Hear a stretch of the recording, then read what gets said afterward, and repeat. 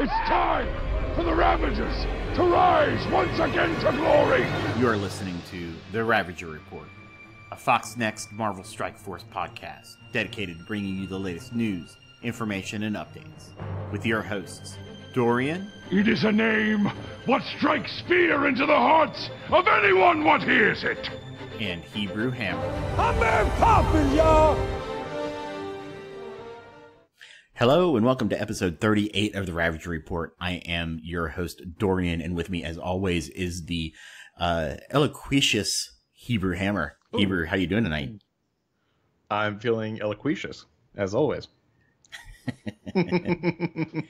Hey, before we start, I did want to let everybody know I'm a little quieter tonight, and that is on purpose because my son is sleeping in the next room, which I'll kind of get into when we do what'd you do this week. But so I'm going to try to normalize it out. So you listening on the podcast may not notice a difference, but those listening live know that I am lighter or quieter kind of on purpose. So I just wanted to give you that quick heads up.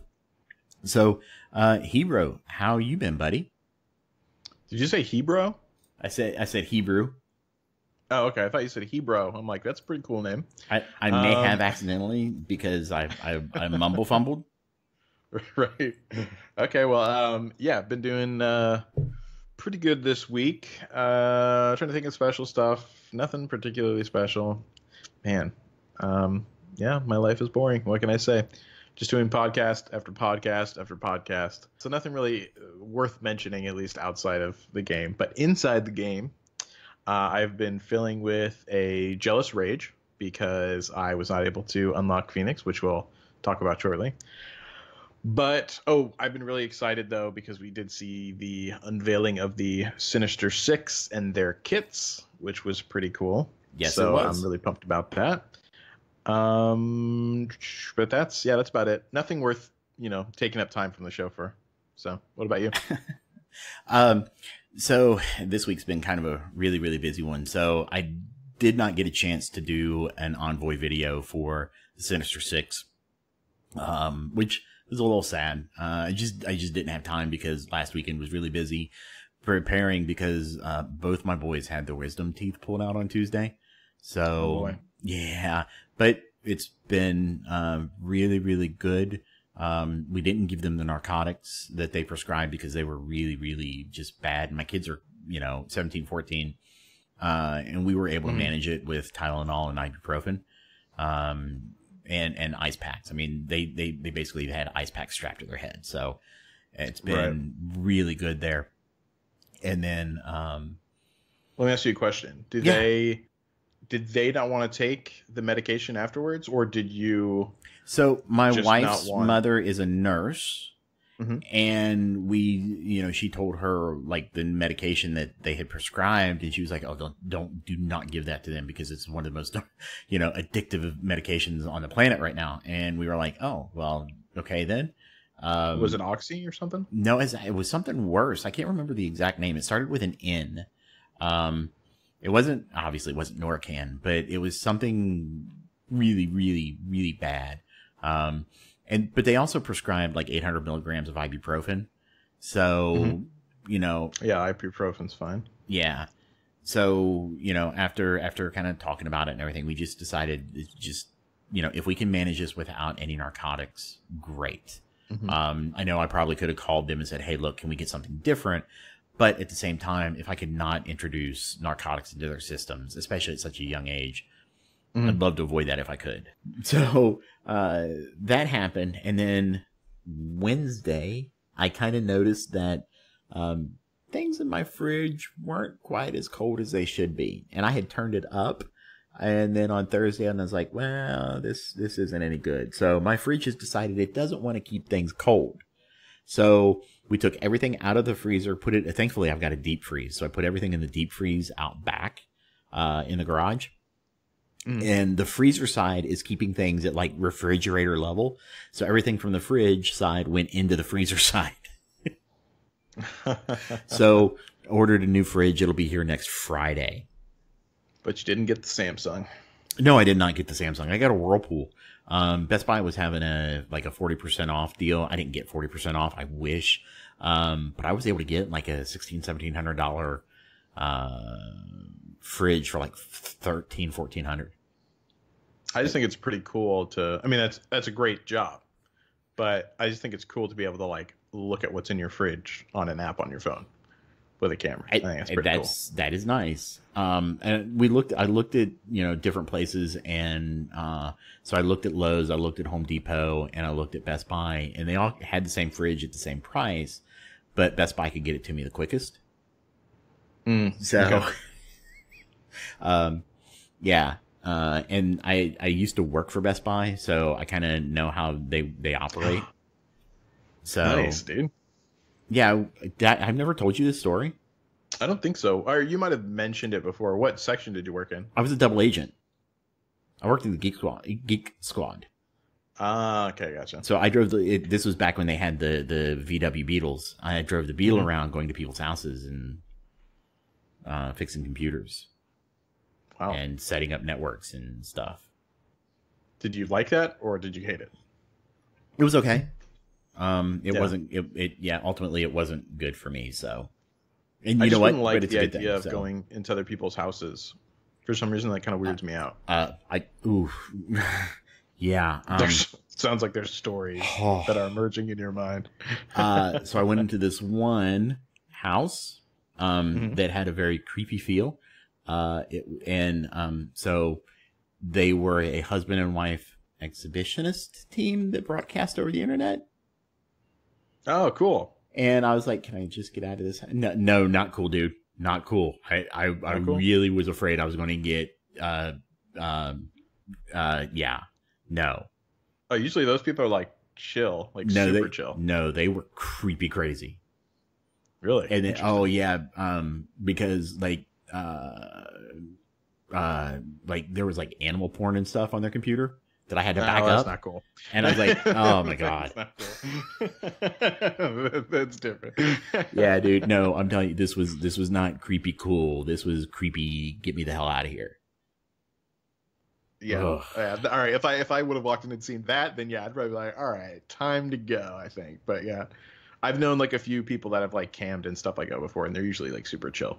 So, there was that and other stuff that just, not the best of times. I did get to meet some, you know who Randy Moss is?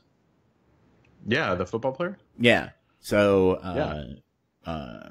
met his, how to say it politely? His girlfriend that had his child.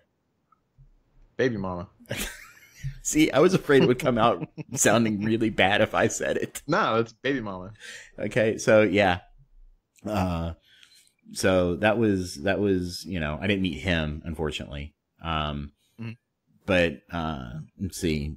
Who I met some local Cincinnati. I'm just wondering if like everything sounds like, I'm thinking if you would have said it, if it would have sounded more racist than if I would have said it, because I feel like I could say it and be totally fine. But if you would say it, given what you've been lied to about me in the past, yes, it would come out very bad. Yeah. So, obviously some local celebrities from the area that I was in, Barry Larkin, Say Red, met him, helped him out. There was, Edward Furlong. I don't know who that is. Have you ever seen Terminator 2? Yeah. Okay, he's the kid in Terminator 2. Dated Jolie Blaylock for a while. She was with him, actually. I mean, I haven't seen that movie in like forever, so I don't remember anyone specific other than the Terminator, obviously. Mr. Schwarzenegger. Right. So yeah, I mean, obviously Terminator 2 is routinely considered the best of the Terminators. But yeah, I'm trying to remember what was the first one about. Oh yeah, the first one was whenever he was bad. The first one he was bad, and then the rest of them he's good again. That's right, he's good. So. Yeah, I like that one better too. Because the bad guy, and that was super cool. Yeah, Robert Patrick, he was absolutely amazing. So nice. Let's see. So yeah. Oh wait, everybody's favorite segment, Rose Watch 2019. 2019. Let's see. roses were getting ate the heck up. I actually had to cut away a lot of one of the bushes today. They were some type of green beetle. They weren't aphids, but some type of green beetle, which was absolutely killing my blue girls. So I picked up some Seven Dust today and liberally spread Seven Dust after stripping the eaten leaves and buds. I mean, they were nesting inside the rose buds. So can you do a live stream of you like just tending to your garden in like the whole setup, like the whole outfit? Yeah. Wait. What outfit? My like, jeans and boots. You got the rimmed hat. You know, like the big rimmed hat. I do have a. You got the gloves on. You got maybe like a little. Did you? I do have a rimmed hat. Yeah, you got. Like, I mean, it's not a straw rimmed hat, but I do have a rimmed hat. No, I'm talking like like a gardener's rimmed hat. You know, like not like a straw hat, but and then you got just the whole setup. Maybe I might do that if somebody wants to donate.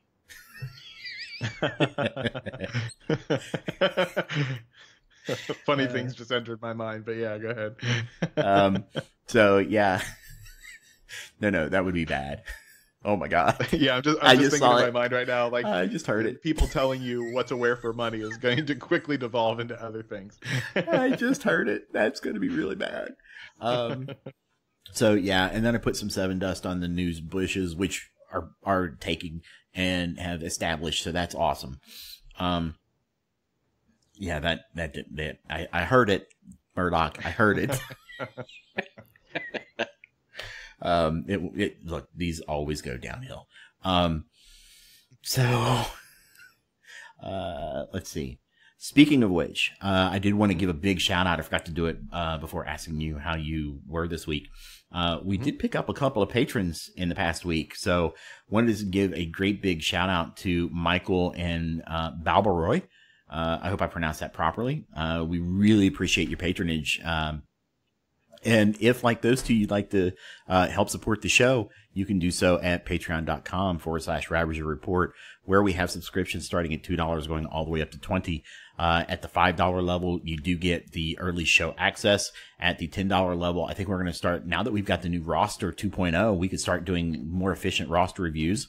Hebrew and I kind of need to take some time to work this out and figure out how exactly we're going to do that.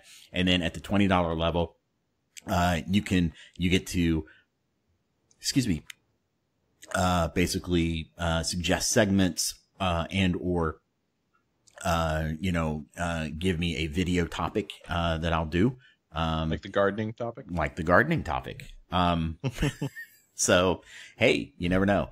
And then, we're still discussing other things. So if you'd like to give us some feedback and let us know what you think would be appropriate at different levels, let us know. And you can do that on our Discord, which you can find at discord.me/Ravager Report. And that is a URL link. So make sure to put that directly in, and you can chat with our great community and join us.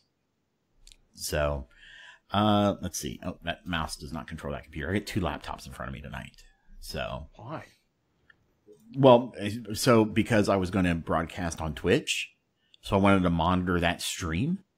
But don't you not have, like, what's the other laptop? Because I know you use your Surface. So the Surface is complain that you don't have a laptop. Yeah, so the Surface is recording right now. And then the other laptop is an old 2013 Acer Aspire E15. Oh, God. Which is okay. I mean, I can actually play BlueStacks on it. It's not going to record anything.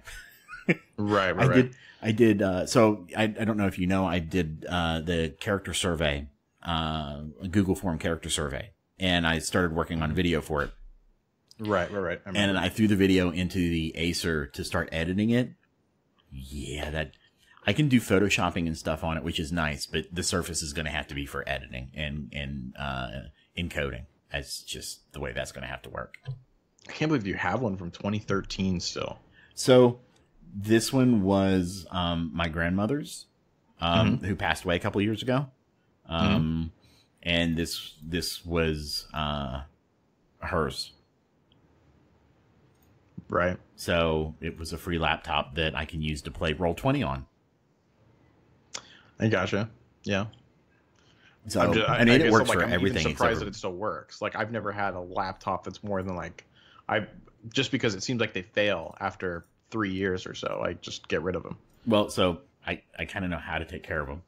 And this So was actually maybe that is the difference. this one has Windows 10 on it. Mm-hmm. Let's see. It's an AMD quad-core processor with Radeon R2 graphics. It's got 8 gigs of memory and a 1 terabyte hard drive. Really? Yeah, but the problem is that the hard drive is like a 5200 RPM hard drive. It's not SATA or solid state or anything. Mm-hmm. So it's slow. So Yeah. slow. But hey, if it works, then there you go.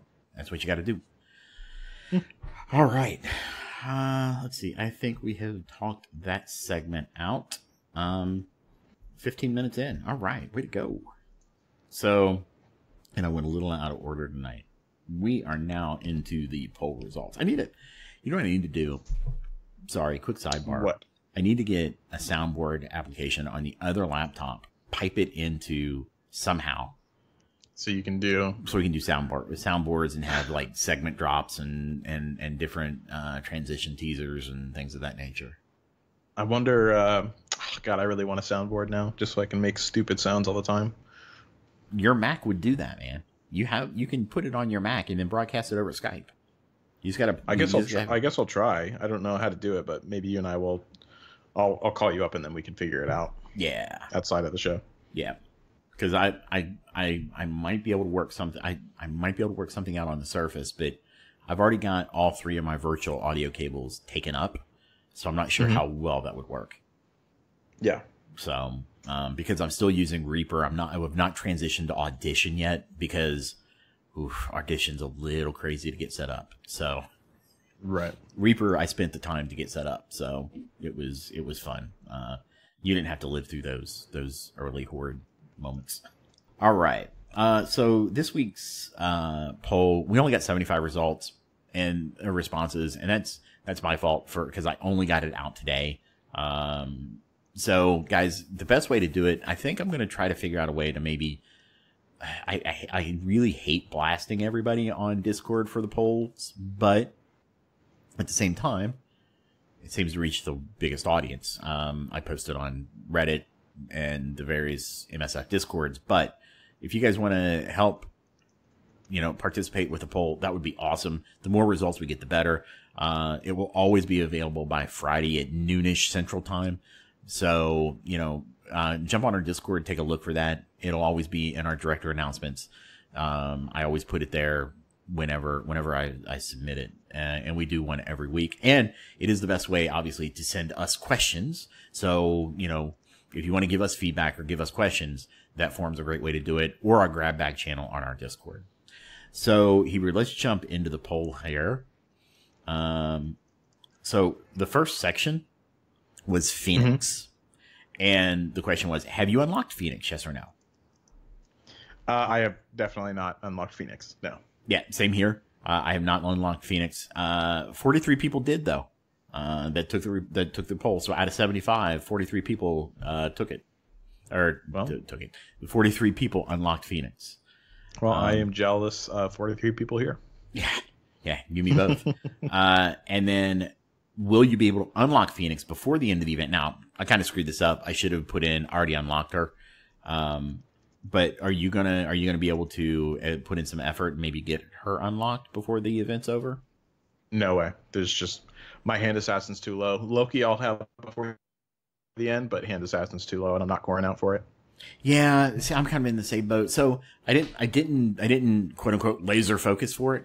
So there's the dreaded ums. I didn't laser focus for it, so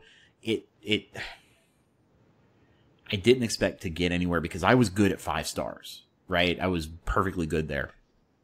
But I got a mega orb drop and Nobu hit 6 stars. And Loki is sitting like 4 shards away from 6 stars.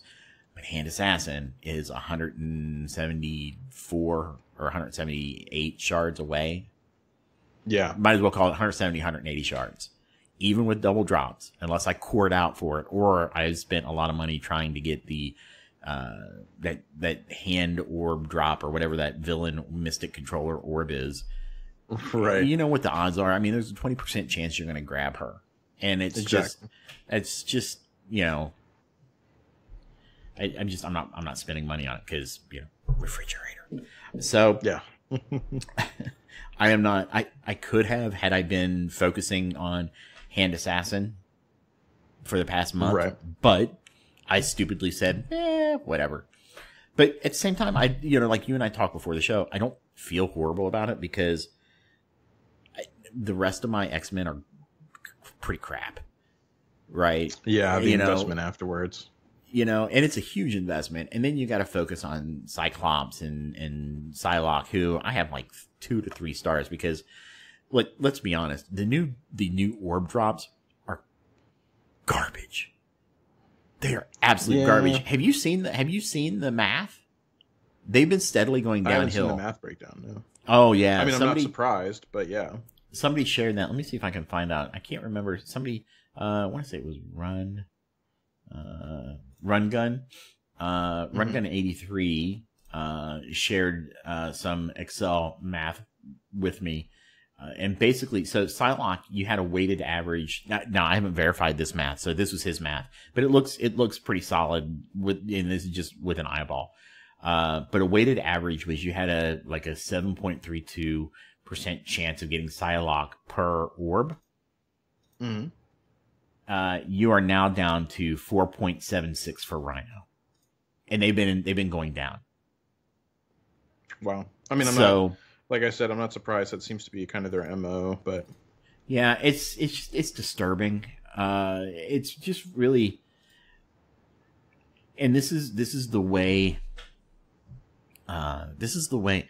So first of all, I want to reply to a chat message real quick. Pope, I'm a little offended that you only trust his math. I mean, come on, man. So, you know, sorry, and I'm getting sidetracked from the poll a bit, and we'll discuss this maybe a little bit more later. But this is becoming their trend on these character drops, and they're going like this new milestone is horrid. This thing's horrid. Yeah. You know, then you look at you know, do not get me started on the gamma raid. Ooh, we'll get there, guys. Yeah, All we're right. gonna get there, but the Heatwave milestones, you're right. You're right, Kuduro. They're not so bad, but there's some really easily farmable characters in that orb. I mean, you got Juggernaut, you've got Daredevil, you've got Spider-Man. I mean, it's just oof.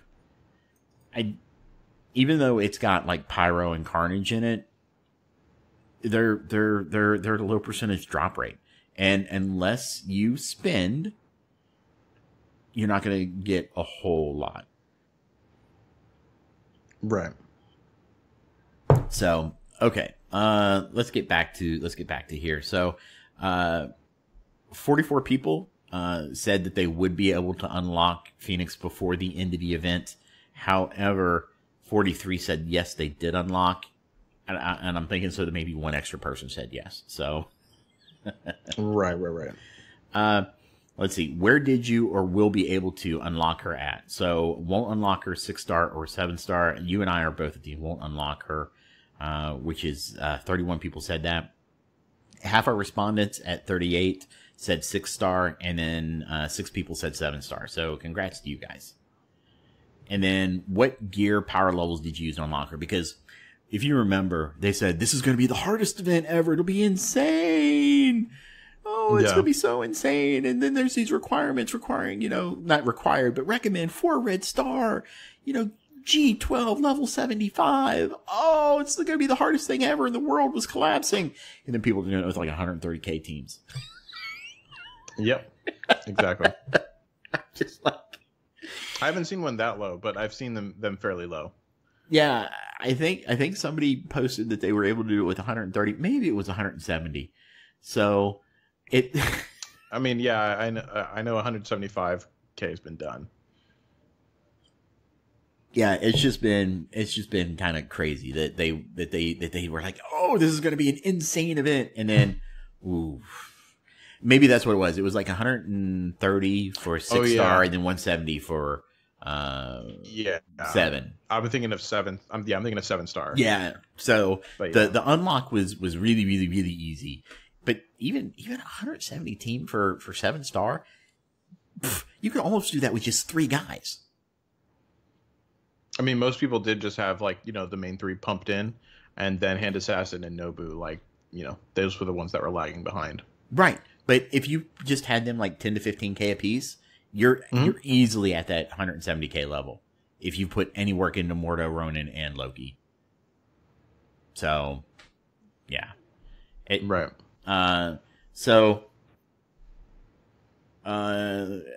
Let's see. 36 people said they did it below recommendation. 31 said they won't even unlock her. 6 said they did it at the recommendation, and then 2 said they did it above recommendation. Yeah, I think a lot of people over-prepared. Let me ask you a question, though. Do you think that they're going to buff it? I think they're going to buff it the second time around, but... I hope not. Because I hate it when they do things like that, because things should become easier over time, not harder. They shouldn't become harder to accomplish, even if you get new characters in the game. Mm-hmm. So, if we get more mystic villain controllers, let's say we get a new AIM character that's a mystic villain controller. And this character is like Minerva level good. You don't go back and then go, well, we need to make this event harder because now there's a chance you might have this new character. But that is kind of Foxnext's MO. But I mean, they are known to buff things over time. Right. Yeah, I mean, I have a feeling that with this one, that whenever it comes back, it's going to be buffed up a bit, just because this one was very easy to unlock, especially for such a strong character. Yeah. I mean, they thought they were going to get us from the 5 to 6-star, but I think the joke's still on them. No, the joke's still on us. Well, I mean, yeah, but, let's see. And then, will you be able to gear her up to a usable T10, T11 level? 37 said yes. 29 said they won't unlock her. And then 9 said no. And I probably should have been more specific on that, because, I mean, at some point, obviously, you're going to be able to get her to that level. Yeah. So, I'm sure most people do. I think I kind of rushed. Well, maybe. I mean, I was talking with a friend of the podcast, Evan, and good buddy guild leader, Evan, earlier, who was giving me some advice on this thing. And I mean, we were getting into some specifics. I was like, dude, this is supposed to be just kind of a simple thing. But I didn't ask him for all the questions. I think you'll be able to tell when I got to him, or when I got some stuff from him. Right. So one of the things I want to start trying to do is talking every few weeks about Alliance War, and just kind of track people's responses over time. Well, not everybody hates it like you. I bet everyone, for the most part, hates it deep down inside, at least. Well, maybe, because that's actually one of the questions, because I want to try to start kind of tracking things by Alliance War season to see. Yeah, I mean, I think that's fair. To see what people, see where the responses change as we go through. So, yeah. Let's see. First question. Are you enjoying Alliance War this season? Yes, no, or don't care? I hate it. Okay. I'm actually enjoying it. Putting in some extra time and effort. I actually redid some defenses the other day for our last war. Captain Marvel on defense is insane. So I was actually having fun because I was sitting and watching a movie or watching some TV, and I noticed that it was Alliance War time. So I went into the defense and I was looking at boosts, and they were attacking me. And I was sitting there, and I would see, you can see they do prepare by and then attacking under attack by. And as soon as it went into under attack by, I just started tapping. where the boost will show up. I would do that for 2 to 3 minutes and just sit there and tap. Oh, I hate the mechanic, but it was kind of fun because it was my boosted 300k defender team that they were going against. So I was motivated to keep that team boosted.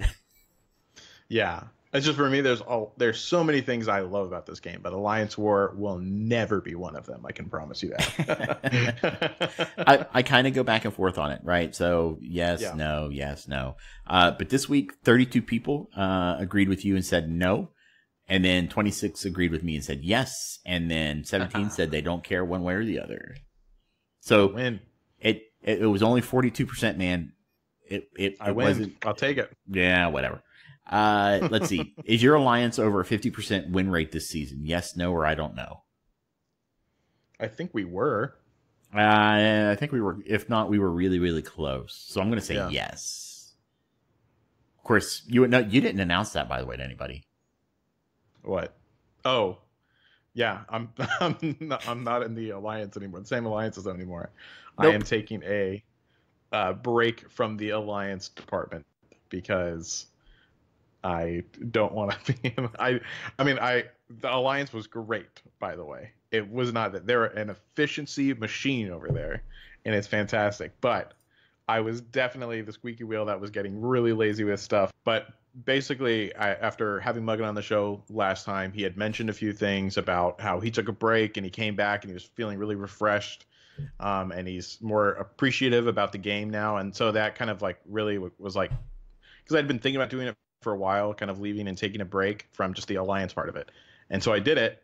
And man, I got to say, like, it feels really, really good to not have those demands on you every single day and just kind of hopping in and, playing all the regular stuff. It feels really good. I actually started blitzing a bit again.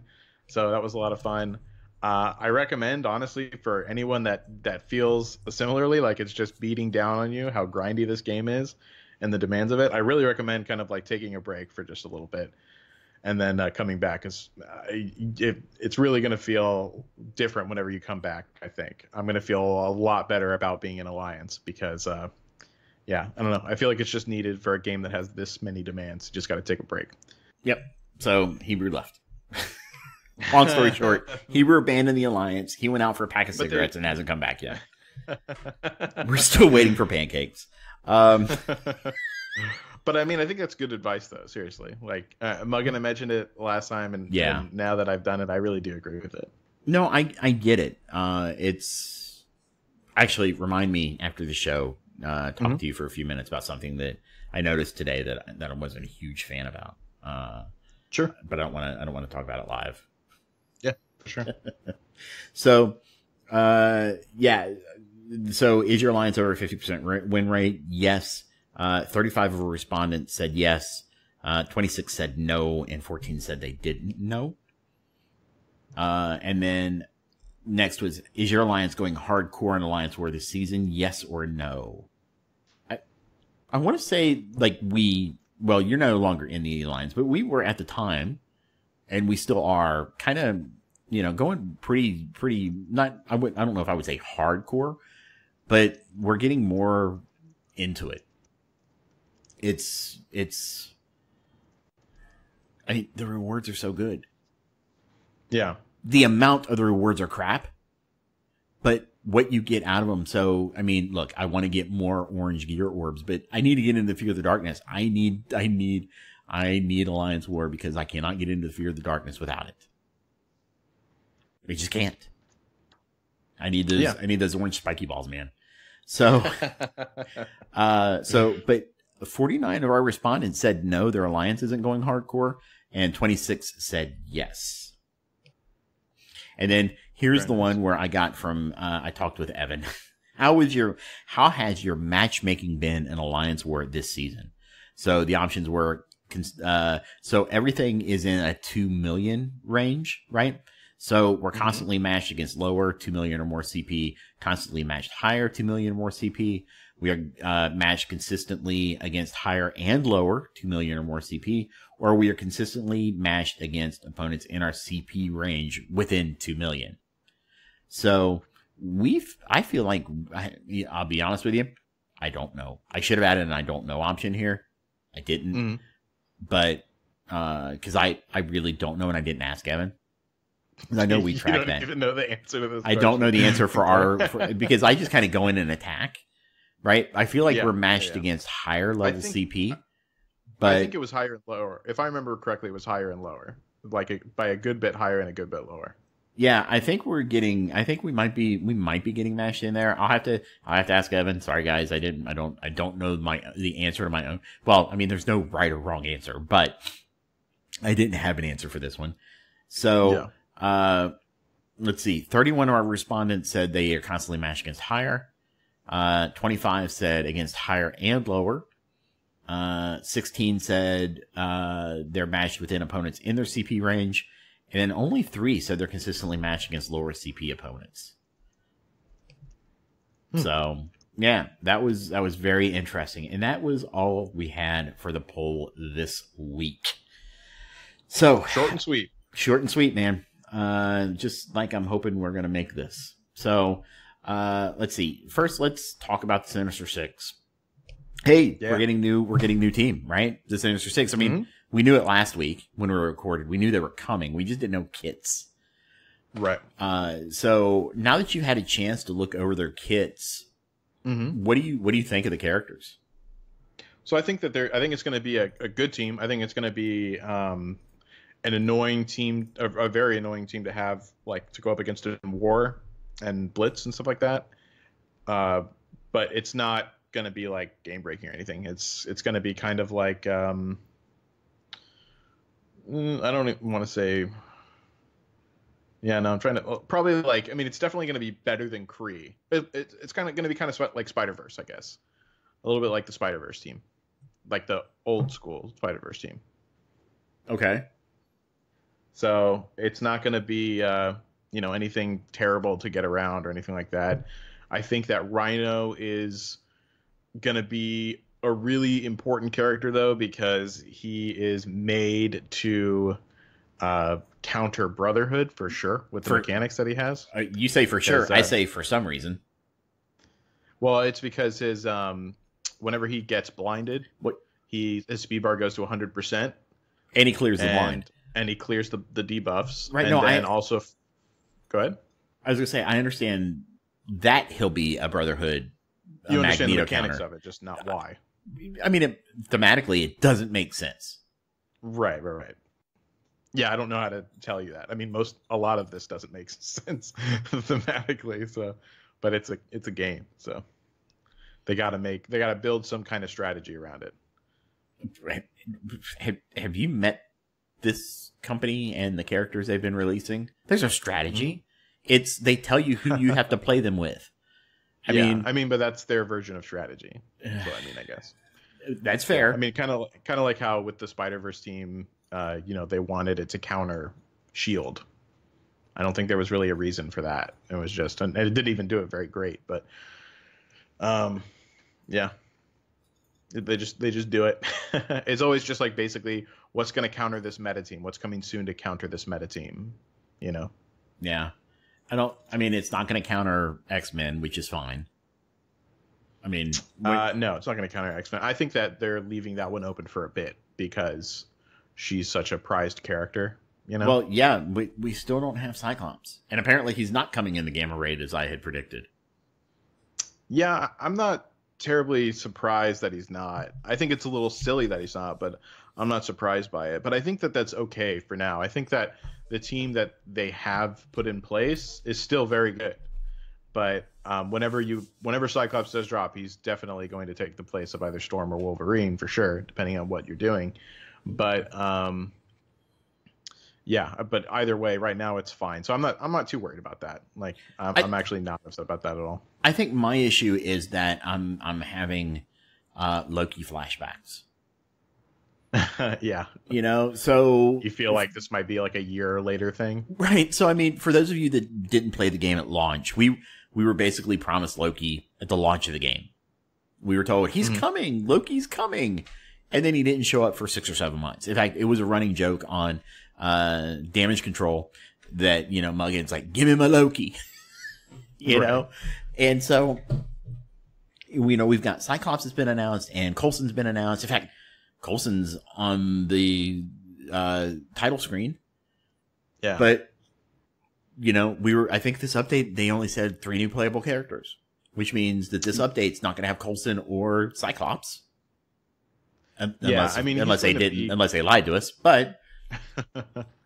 Yeah, I mean, he's going to be coming, I think he's going to be coming a little sooner than we think. I don't know. I have a feeling since they actually mentioned it recently in the time where they've been kind of consistent with what they've been saying, and I know I just said that, but I mean, as far as character release is concerned, we haven't had a big year-long where is this person in a while. So I think that he's probably coming fairly soon. Maybe. He's going to be coming before Cyclops, I bet. Who, Coulson? Yeah. Maybe. I mean, honestly, who knows at this point, man? It's all speculative. Yeah. It's all speculation. Speculation. Shout out to Arnold. The one thing I am upset about is that I really wish that this would have been a raid team, that they would have somehow made it into a raid team, because I really think that Mysterio would have been a good option for a healer. And there really isn't a lot of great options to make people healers, in the game, and I feel like he was really primed for it. So you know how to make them a raid team, right? You just add a little Minerva. Right, that's how you make anyone a raid team. but I mean, actually, like a full branded raid team, like synergistic raid team. Yeah, I don't want them doing that anymore. Stop doing that. No, please stop doing that. I don't know. I kind of like it, and the fact that Wakanda wasn't what we thought it was going to be makes me even more upset about it a little bit. So. Yeah, I mean, look, don't get me wrong. Like, I am very glad that you can mix and match, but I still would like set groups. I still don't mind set groups for things. I like the fact that I can then take those set groups and then change them up if I want. But I do like having a base level version that is good for something. Yeah, I mean, I don't need mode specific buffs. Just no, there's no need for that. That's my complaint. If you want to make them mode specific buffs, yeah, I'm not a huge fan of that either. I mean, I think tiny ones, like the first time we saw it, I think that was okay because it was very small, and I said right then, I was like, I bet you that they're going to take this and they're going to run with it, and that's exactly what they did. Oh yeah, they did. Because that's their MO. So yeah. Because now the place where it is right now is ridiculous. You get like 20 different add-ons for a particular character if they're in a particular mode, and I think that's dumb. Yeah. I mean, I'm looking at the kits now because I honestly have not had a chance to before now, which is not saying much considering, how long I've had the kits, but I mean, I wish I'd released my They're Coming video with my speculation because I was maybe I'll release the uncut or the maybe I'll show you what I had at the time with timestamps because I think I called it. Because in that video, I was like, yeah, I think Rhino's going to be Juggernaut. And that Shocker is going to be Pyro. Although I did have him applying stuns. Right. Which would actually make sense. Right. Well, yeah, that would make sense. And then I actually had Vulture being like Wasp, but he's more like Falcon because when I was doing the video, I didn't even think about Falcon.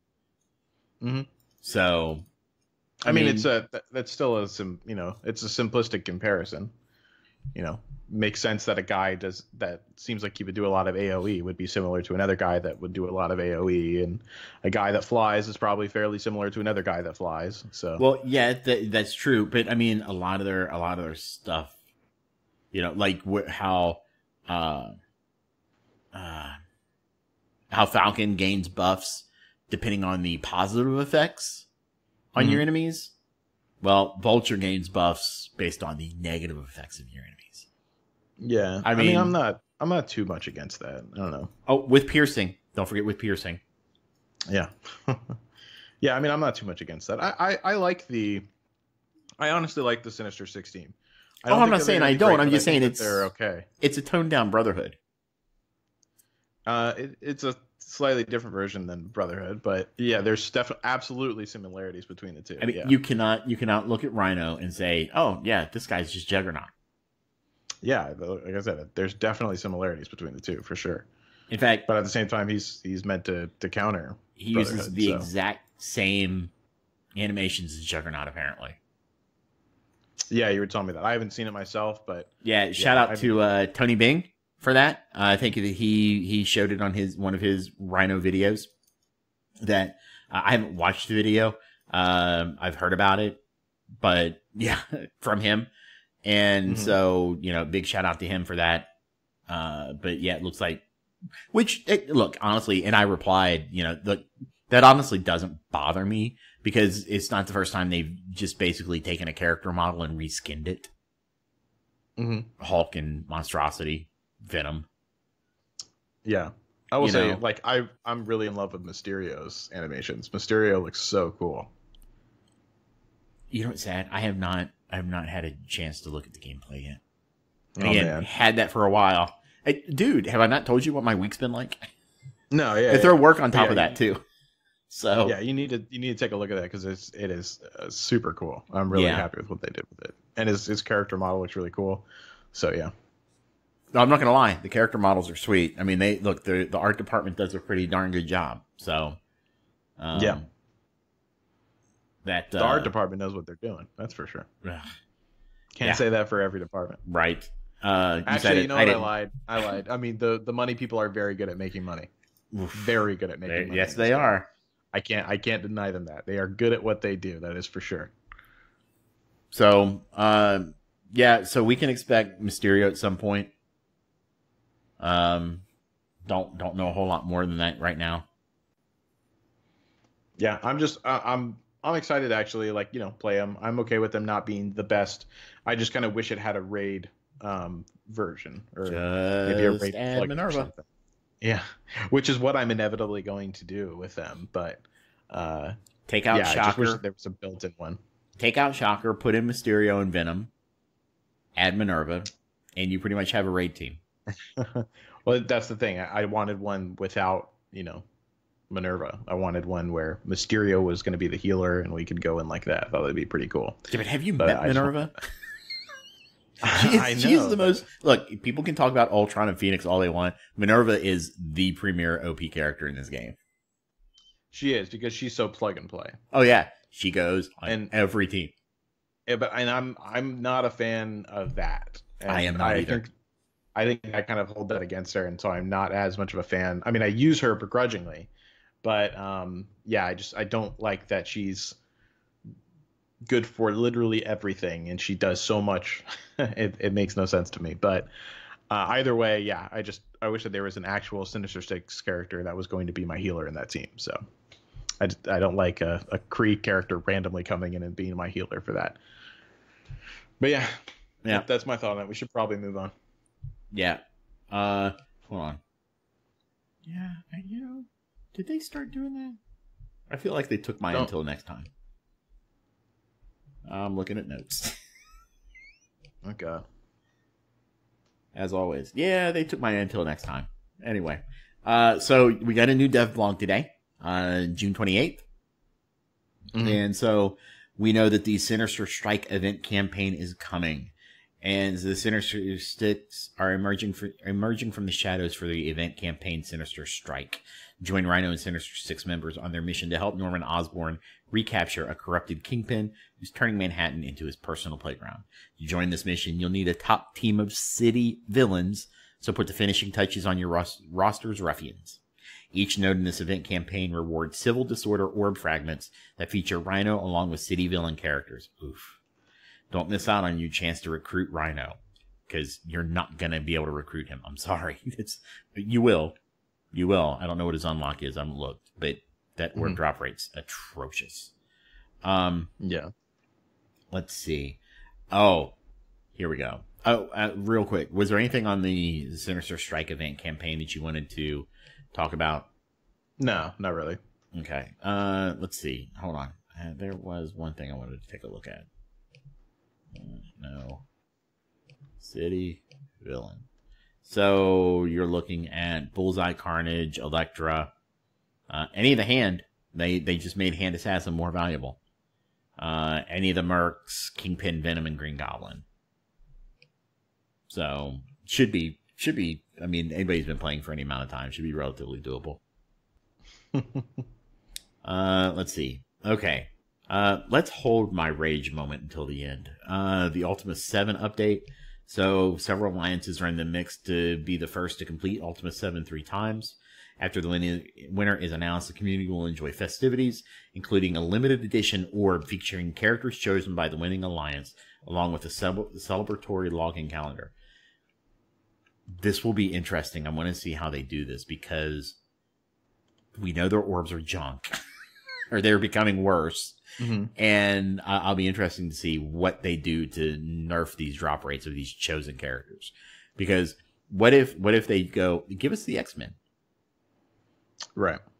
Are they just going to release, well, I mean, they'll throw Storm in there. They'll throw Wolverine in there. I mean, I really think this winning alliance has to be very specific on what they request. I'm sure that there's things that they can't pick. Like this isn't as big of a deal as the who finishes up the Fear the Darkness first. That's right. I mean? Yeah, I agree with that. So I think there's probably a lot more rules put in place for this one. And honestly, so weird for me to praise Fox Next, but this was something that they hadn't mentioned before, at least not to my knowledge. And I am surprised and glad that they're at least doing something. So I'm not going to complain too much about this, because this, I feel like at first they were just like, oh yeah, the winner's going to, their name's going to be in one of the maps or something like that. Yeah. And I was like, okay, whatever. But they're giving them some actual rewards for all of us. And I think that that's good. I agree. I like whenever they do that. So I got to give them props for that. I will agree with that. I think that is well done. Yeah. Yeah. A whole calendar too. I think it's pretty good. Speaking of calendars, this was not in the blog posts, but they extended the gold calendar by 3 more days. Mm-hmm. So they're giving us another 1 million for free, which is great. Thank you. I appreciate that. Yes, I agree. So that is a well done. Kudos. I actually told Cerebro, hey, thanks. This is awesome. Well done. So. And then he was like, "Who are you? Where's Dorian?" Pretty much. I actually kind of defended Fox Next twice today. And we'll discuss the other one in a little bit. So it has to relate to Red Stars. Okay. I know. I just said I defended them about something related to Red Stars. Spoilers. Yeah. So now live, the Phoenix Legendary event, obviously.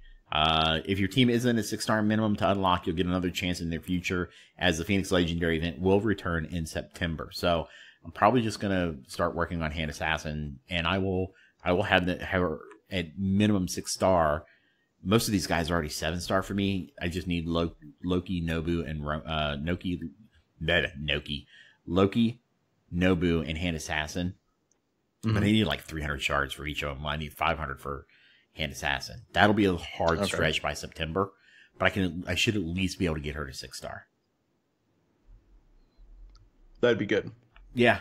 I mean, we'll need other X-Men to come back, like Psylocke and Colossus, to actually be farmable. But right. We'll have to see how that goes. We keep pushing Cerebro to get them to commit to some type of release cadence, because this everything's okay. Did you see the EA UK conference, or not a conference, but maybe it was a talking in front of lawmakers or something, where EA was like, people love loot boxes. We don't even call them loot boxes. They're surprise mechanics. Yeah, I did. I did actually a whole podcast over that, but yeah. Oh, God, I'm waiting for Fox It was ridiculous. To just say, hold my beer. Seriously, man. We use all kinds of surprise mechanics. We got surprises all over the place. People must love us. No. I think people would love you more if there was consistency. But my fear is that it's just, I mean, I'm sorry, not my fear, but my thing is that, this whole game right now is built on the surprise surprise mechanic because you never know, and they keep people guessing it. People don't like it. You know, game players want to have some stability. They want to have a path forward. You know, I want to know. Right. I want to be able to plan out what I need to do to get to certain points of the game. We can't do that in this game. You just can't, because you can get a red star drop that's going to cause you to shift course, and you're hosed. So, or you could be playing the game for over a year and not have a single 6 or 7 red star yet. That is definitely possible. Well, I know it is. I can't say that's me anymore, though. Got that 7-star, baby. Surprise mechanic. Sorry, that was a request. Don't do that. That was a request. Don't do that. Yep. Pope asked for surprise mechanic in the Jovenshire voice. Never ask for that again, Pope. Well, I can't do it too well because first of all, it doesn't come out as well as how you doing? Surprise mechanic. All right. That's more than enough. I'm about to take my headphones out and turn my computer off. And ladies and gentlemen, the rest of the podcast will be Dorian doing solo impressions the rest of the time. But no. All right. Let's get to the big one here, shall we? I'm just gonna make sure my ears aren't bleeding. We do have the Core Red Blitz milestones in the Heatwave calendar. Now, the Heatwave does have some decent characters in it. There's some extremely easily farmable characters in there as well. But it does have Carnage and Pyro. So, yeah, that's nice. It's just always, a big heap or a big pile of shit that you have to go through before you get the good stuff. Yeah, pretty much. I mean, somebody pulled a 12 Pyro shards. And I actually am not too disappointed because I'm like 5 shards away from a 6-star Pyro, so... Yeah, I'm working my way up to the 7-star right now. Nice. See, I'm not buying anything out of the War Store except for Orange Uniques. So yeah, I'm buying that farming so slow. I'm buying Carnage and Orange Uniques. I have just been lucky with Pyro. Very nice. Very nice. All right, so let's get to Dorian's Rage of the Week, and that might be a new segment. Where's my soundboard at? Ugh. There's a new Gamma Raid featuring Brawlers. Real quick, let me just address Pope real quick. Pope, I'm not getting the war credits anymore because I'm not. But I'm talking about just recently. Like I actually still have a little bit saved up. I think it's like 2,000. But yeah, it'll be depleted very soon because I'm not getting any now. But I mean, eventually it won't be too long until I get back into an alliance and I'll start playing the alliance part of it again. Go ahead. Just a filthy casual, though. Just a filthy casual. That's right. I'll wear it proudly.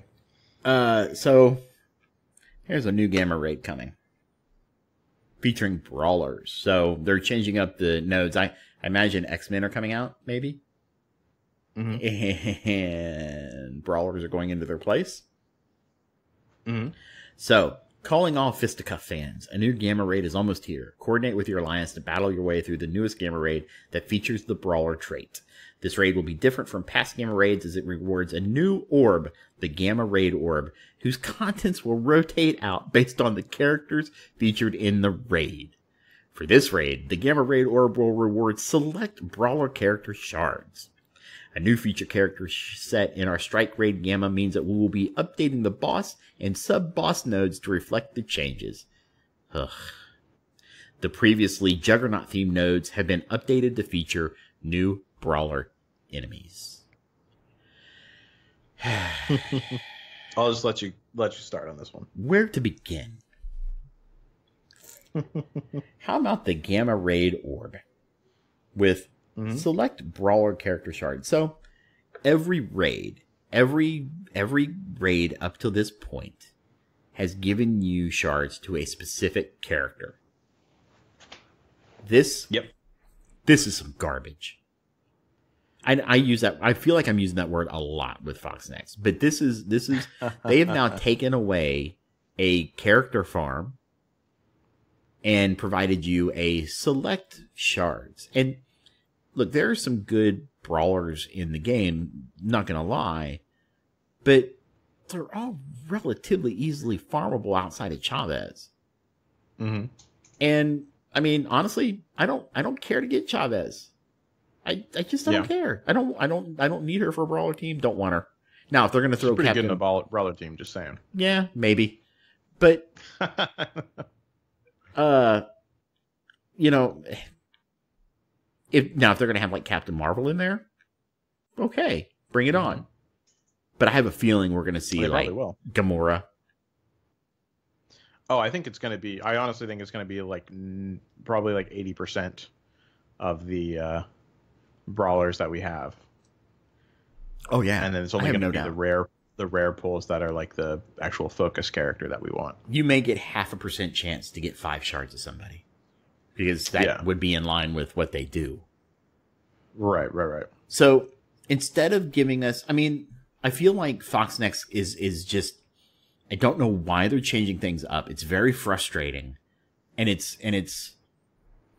makes no sense. Makes sense to me.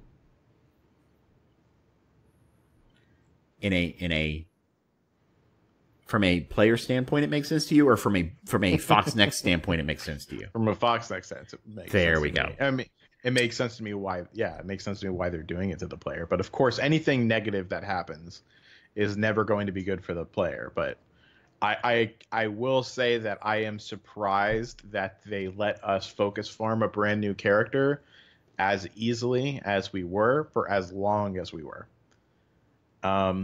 So I'm honestly kind of surprised that they didn't do this sooner.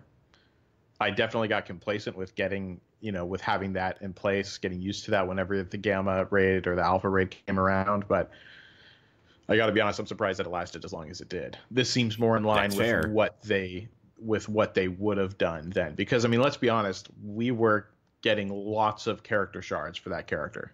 I mean, they slowly, it used to be like a event, like a character campaign, and we would get that. I mean, that was ridiculous. And they took away the character campaign for that character. They just put them in the, at least I think they started moving to that. They just started putting them in the, look, it took the raid. It took 3 times. It took 3 times around of the beta raid for me to get Miles to 6-star. Hey, is he only 5-star? Yeah, but he may only still be 5-star. Got him. Mine is, I think, almost 7-star. But regardless, it was, you got that character up to whatever it is right now. Like, I almost got him up to 7 stars. Well, yeah, but hold on. Just doing the raid. Hold on. Think about, wait. So I want you to think about something, though. Mm-hmm. That still took you an inordinately long amount of time, because the beta raid launched in what? October, November, December? Mm-hmm. Right? Here we are 7 months later, 7+ months later. And if that raid was the only way to farm that character, and it only came back once every couple of months, that's it. I feel like you're making it sound like the raids were a great thing for farming the character, when in actuality, I think they were on par with a normal farm, if not maybe even a little bit longer. Because it shouldn't take you 7 months to farm a character to 7 stars. Well, here's the thing, is that A, it didn't cost you any resources, which is good. And B, like I said, I mean, there's characters that I have not had, or that I've had the ability to farm for far longer, that I don't have as close to characters that have been in the raids. Well, but that's because, like you said, and I'll agree with you on the resource part. That's a very valid statement, and I think that's a great point to make. But the only reason why you have these characters as far as you do is because of the fact that, the only reason why you don't have other characters is because of the resources. Well, yeah, I mean, that definitely goes hand in hand. But yeah, I mean, that's kind of my point, is that like there's so many characters that have been around for way longer that I don't have anywhere close to 7 stars. Whenever these characters, I almost have Miles to 7 stars, and I've never even really tried to farm him. It doesn't matter that it's over a couple of months; like, it's been pretty good. Well, I mean, not a couple of months. I mean, we're talking 6 to 7. I mean, it's been a while since when was the last Gamma raid here? Well, Gamma You got was a part from Juggernaut. the first Gamma raid. No, beta. Right. Miles was a beta. This is Juggernaut, which was the Gamma raid. I think the Gamma raid Yeah. dropped. Either in. way, I got both, or I got Juggernaut to 7 stars as well. Did you get Juggernaut to 7 through the raid, or did you buy him from the arena store? No, I got him through the raid. Like, he was already 7 stars before he got to the arena store. See, I got him to 7-star through the arena store. But yeah, I remember because whenever the first day he was released, I bought the shards thinking, oh yeah, cool. But then I was like, oh yeah, never mind, I already have him to 7 stars. We were actually on the podcast whenever we did that. But either way, I do think that you got to measure it from the start of the first Gamma to the end of the most recent Gamma, or the beta or whatever, however long that's been. So I don't remember how long the Gamma was. I think the Gamma was 5 months. I'd have to go back. I've got a link somewhere to a timeline.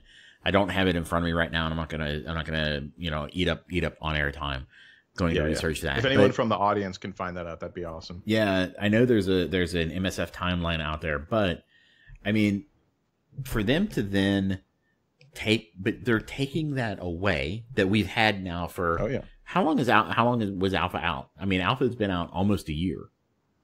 Yeah, I think so. And, so this is, again, something that has been an established contract with the player. Oh, yeah.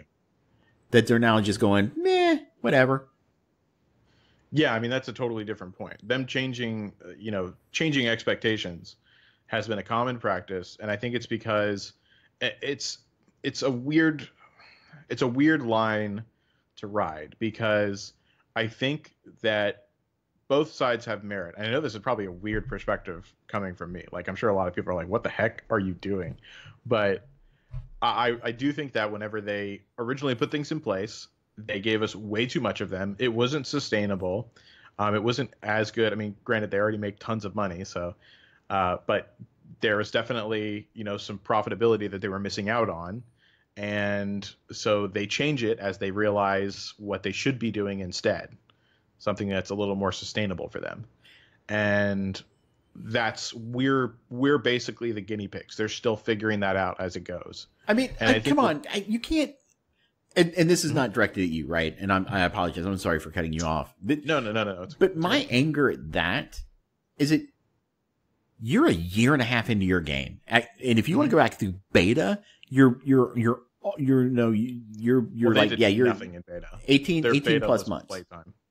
Beta was pretty much playtime, but they've had 18 plus months of player participation feedback, and a competent game designer developer is not going to just start switching things up a year afterwards just because they're figuring things out. I really hope that's not the case, but I'm afraid it is. Next was a very inexperienced game company, like a developer. No, because a lot of these guys came from Kabam, or Cash Scam, as I like to call them. Well, either way, they certainly didn't act like an experienced game developer. I mean, a lot of the stuff they did was an absolute disaster. They were not competent at the beginning. The way this game is going now, it is not a game I would have ever picked up. I would have picked it up for sure, but I wouldn't have stuck with it. I'd have thrown it away. I'd have been like, this is horrible.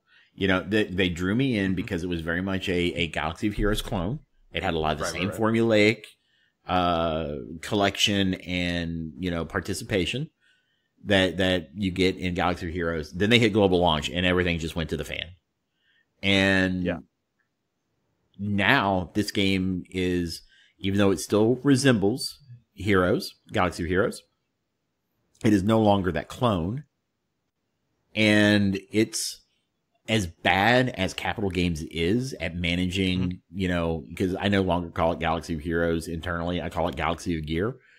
As bad as Capital Games is at managing that, but they have locked in player expectations, right? Didn't they just recently do some stuff that was like really bad? So they did some things that were like the Malik event was really bad. The new GOTB is actually really fun. It started the past couple of days or so. That's yesterday. It's running for like 36 hours. So it started yesterday. at noon. That's enjoyable. I actually have been enjoying it. It's a hard challenge, but it's doable. But the problem is that a lot of it's locked behind gear and power levels, which is kind of their new thing. They're locking events behind specific power levels, which... Right, so it sounds like that's changing the expectations a bit. And look, when they did that, it was really bad because they only gave you a few days notice, and they did that very recently. Right. But like the character release cadence, the legendary event cadence, all these things are a known quantity that they have not changed. Right? So there's stability there. If a new character comes to the game, we know, like they used to do this thing called marquees, very much like the campaign events that we get in MSF. We knew that when that marquee event was over, it was basically 6 weeks until we got the legendary. Or I'm sorry, until they became farmable. We knew that if they announced a legendary, we had roughly 2 weeks. Right? And then we knew that they would come back every 3 to 4 months. I mean, we had a time frame. We knew when events were coming back. We knew when things were happening. And that, you know, and it wasn't until just the past few months, you know, when they canceled the Game Changer program and they started locking everything behind this pay to win gear, you know, and then they've made some poor decisions lately because I think they were nervous about, I've heard this was on some Game Changer videos. They were kind of nervous about Strikeforce. And they basically told their content creators, yeah, you can't do both. Yeah. And I think they were nervous about Strikeforce when it first released, and then Fox Next gonna Fox Next, and CG's going, wow, these guys are making money, and look at what they're doing to people. Oof. Yeah, let us get in on that. I mean, I think that's exactly it. And I mentioned that even before in a couple other podcasts, that I think that the way that this game makes money, it screws over the players so hard. Don't get me wrong, but they're so good at making money. Like they've unveiled new tactics of making so much money that I think a lot of other games have not tapped into yet, and I think are just now starting. And I think it's going to get a lot worse for other games now, because the Red Star system is the worst, most exploitive means of getting money that I've ever seen in my life. I don't think that there will ever be another one that's as bad as that. But you know, at the end of the day, it is what it is. We funded them through that worked for them. They made their money. We voted for it essentially by paying for it. So we can't argue with it. So we kind of had to just go off what we know and what we have seen so far. And I think that it's just at the end of the day, they don't really owe us any timeline or any kind of information. And we don't revolt against them for... Go ahead. I disagree with that. They don't owe us. I think they do. I think they do owe us. Why? Because we play their game. They owe us some stability. I mean, if anything, the only ones that they actually owe is people that buy from them. But I don't think that they're required to give us any information at all. And the reason why I say that is because I think of the majority player base are people who are totally unattached to what's going on with the game. You know, I think of the relationship that I have with that is kind of what I had with Star Wars whenever I played. I had no idea what the competitive people were doing ever. I never got on the Reddit or anything like that. They're totally unaware. I didn't have any problem with whatever was coming out was whatever was coming out. I didn't have a timeline for anything. I didn't know anything. I could kind of guesstimate it, but that's about it. But I also didn't care. I think that it's kind of the same thing as this. I mean, whenever you're really competitive and you want to know everything, you do get upset whenever something is kind of off. But I think that that's more our problem than theirs. I got to be honest. I think it'd be super nice to have it. And I think that I would really like them to keep up some kind of consistency. But I don't think that they owe us it. We have a game that we play for free at the end of the day. That's what they're giving us.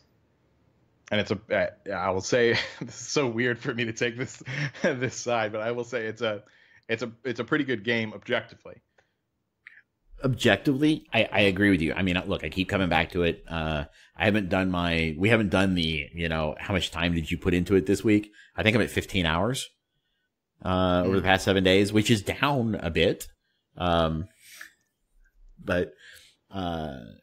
yeah, I mean, if it wasn't an objectively good game, like the mechanics are fun. Exactly. The animations are great. Mechanics are fun. The events can be fun. You know, they have a lot of stuff that goes into the game as far as like, you know, content. It might be repetitive to me, but you know, at least they have stuff coming out. There's lots of games that just stagnate for a really, really long time. Yeah. I don't know. I will say just I think honestly becoming like kind of taking kind of like what Muggin did. He and I have both been looking for gaming. We talk to each other all the time about finding new games to play, and we checked out a bunch of different games, and nothing captured our interest for as long. And I got to say, I was surprised that MSF kept my attention still, even whenever I was out of the Alliance. I feel like I'm actually playing a little bit more now than I used to. So yeah, I don't know. I have like a slightly different perspective on it now, I guess. But at the end of the day, my main thing is this. We can't get mad at what we're paying for. We basically say yes or no with what we pay them. Why would they do anything different if they change things up to make things harder to get and we pay them more money to do it? It just doesn't make any sense. If we don't want it to be like this, then we have to get together and stop giving them money whenever they do something that we don't like. Instead, we give them more money. It only makes sense that things are going in this direction. I guess I don't like changing things that have an established pattern.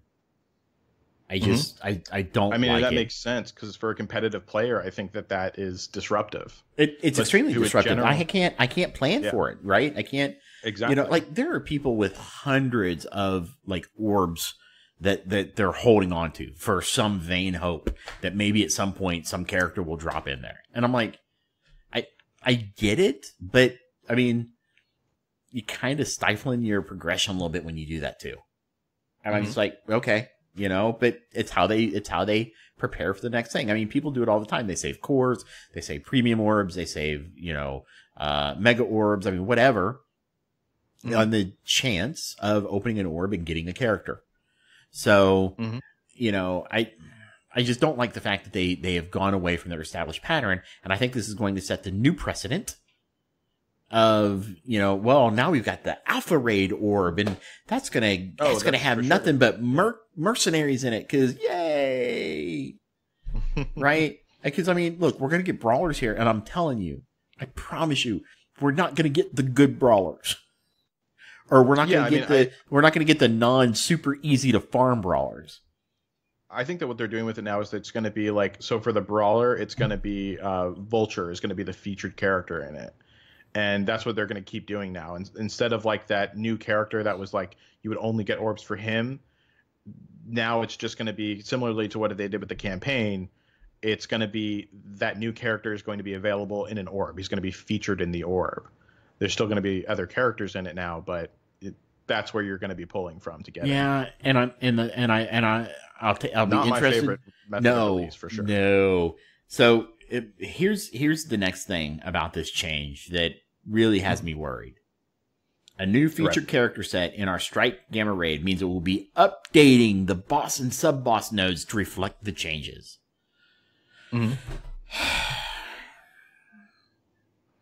I promise you these things are going to be retuned and made harder. Yeah, see, I will have a problem. See, they did explicitly state that, you know, they wouldn't change things with current content.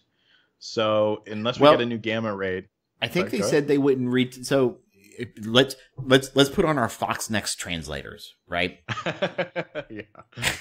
And remember what they specifically said, because we gotta, you know, we're gonna play literal Larry with this phraseology, but not with other phraseology. But with this phraseology, let's play literal Larry. What they said was, we will not retune old content based on red stars. Yeah.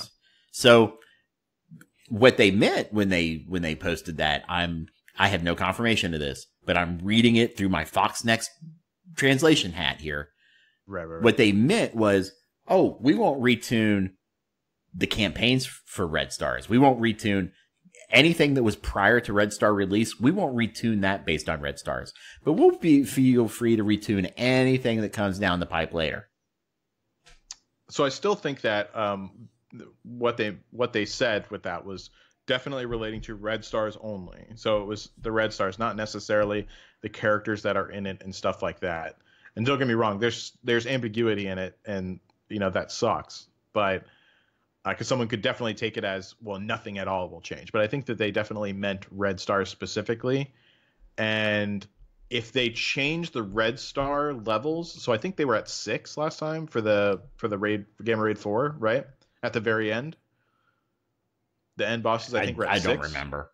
So if they change them, if they were at 6, or even if they were at like 5 or whatever, if they I don't mind that they're changing the characters in it, because I think that kind of makes sense, because it's going to like a new character, so it's going to be like the featured character or whatever.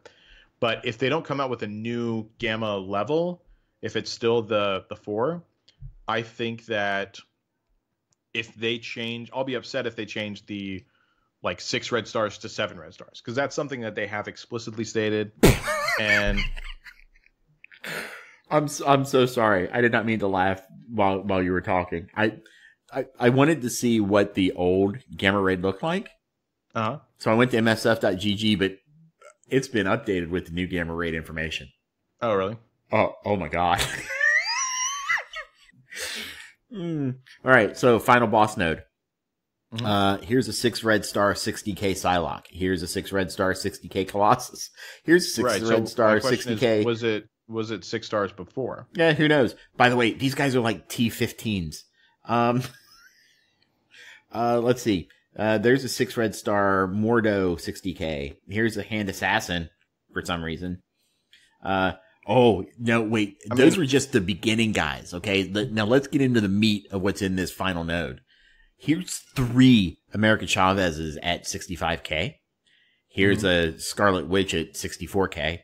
Here's a Magneto at 65k. Here's another Colossus at 65k. So he's more powerful than the guy that just you beat in the first time. Here's Sabretooth at 64k. Here's Vision at 64k. Here's 2 more Psylocks at 65k. All that doesn't matter. The point is that different than what it was before? I mean, we know the characters are different. Okay. Minerva at 65k and another Wolverine at 65k. Yeah, I mean, don't get me wrong, Minerva is a pain in the ass, but we still don't know if that's any different than what it was last time. If we could get something that showed us what it was last time, if that changed, like we could kind of guesstimate it off of the character level, if that changed, and certainly from the red star level, then yeah, that's a problem. But if it's just character swaps, I don't have a problem with that.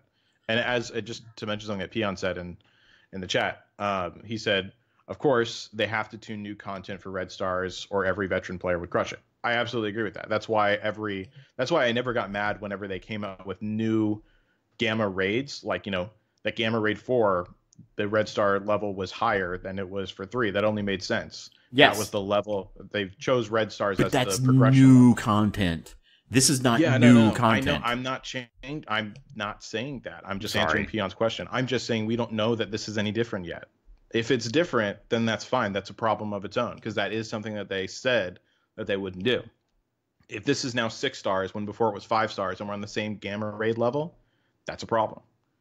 But if it's the same, it's just character swaps, I don't hold that against them. I mean, going against Minerva is now gonna suck. That's really gonna be a pain in the ass. But a character swap, I don't particularly hold against them. Well, this whole node is going to suck. I don't care. I mean, oof.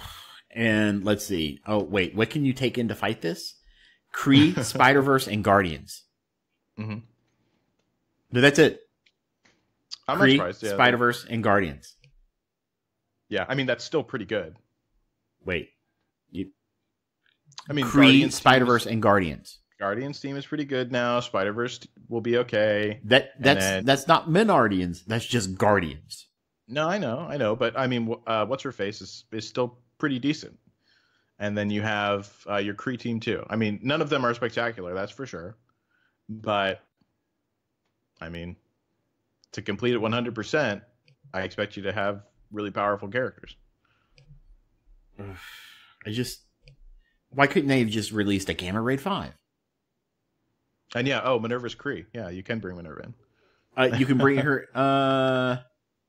Yeah, fair point, because you're not required to take in an entire team at the same time. You can beat everything, no problem. Okay, never mind. Yeah, you can take in Minerva. Okay, whatever. I know what you mean. You didn't make the. No, I didn't either. We didn't make the. I didn't make. I was saying, yeah, I didn't make that, but because when's the last time you saw Minerva played on a Kree team? Right. Not in a Guardians team. People were upset about the Rhino kerfluffle, right? The Red Star Rhino thing, and I'm like, it. Honestly, at the end of the day, Rhino still being at 10% means nothing. Because it doesn't take away from the X-Men Red Star. It doesn't. They're still 4%. It's not like if you remove Rhino, they're suddenly going to be, 10% higher a piece. That's not how that's not how RNG works. Right. So, if they lowered Rhino down to its now there are some caveats with this, of course. And it depends on what system they're using on the back end to determine these numbers, and everything's got a range. So that numbers from Rhino would have been just distributed back to the general populace. So if you hit a Rhino, you still wouldn't have hit an X-Men. So, I think that some of that outrage was a little misplaced. And I actually told them that. I was like, look, I understand somebody sent out the wrong dates on the email, whatever. Fine. At the end of the day, it really didn't affect anything though. Sure, you had a bigger chance at Rhino, but if you hit a Rhino, you know what? You would have just hit a different character. It still would not have been an X-Men. So, yeah. I mean, sure, if you, Flip, if you have a high Rhino and want something else, but there's still no guarantee that you wouldn't have hit Rhino. There's still no guarantee. My point being that the numbers don't shift, right? So the X-Men don't suddenly get better. You don't really technically have a higher chance of hitting them if Rhino drops from 10%. The chance to hit them stays the same. They're still 4%. So it's just all, it's statistics, right? Statistics can be very confusing. So,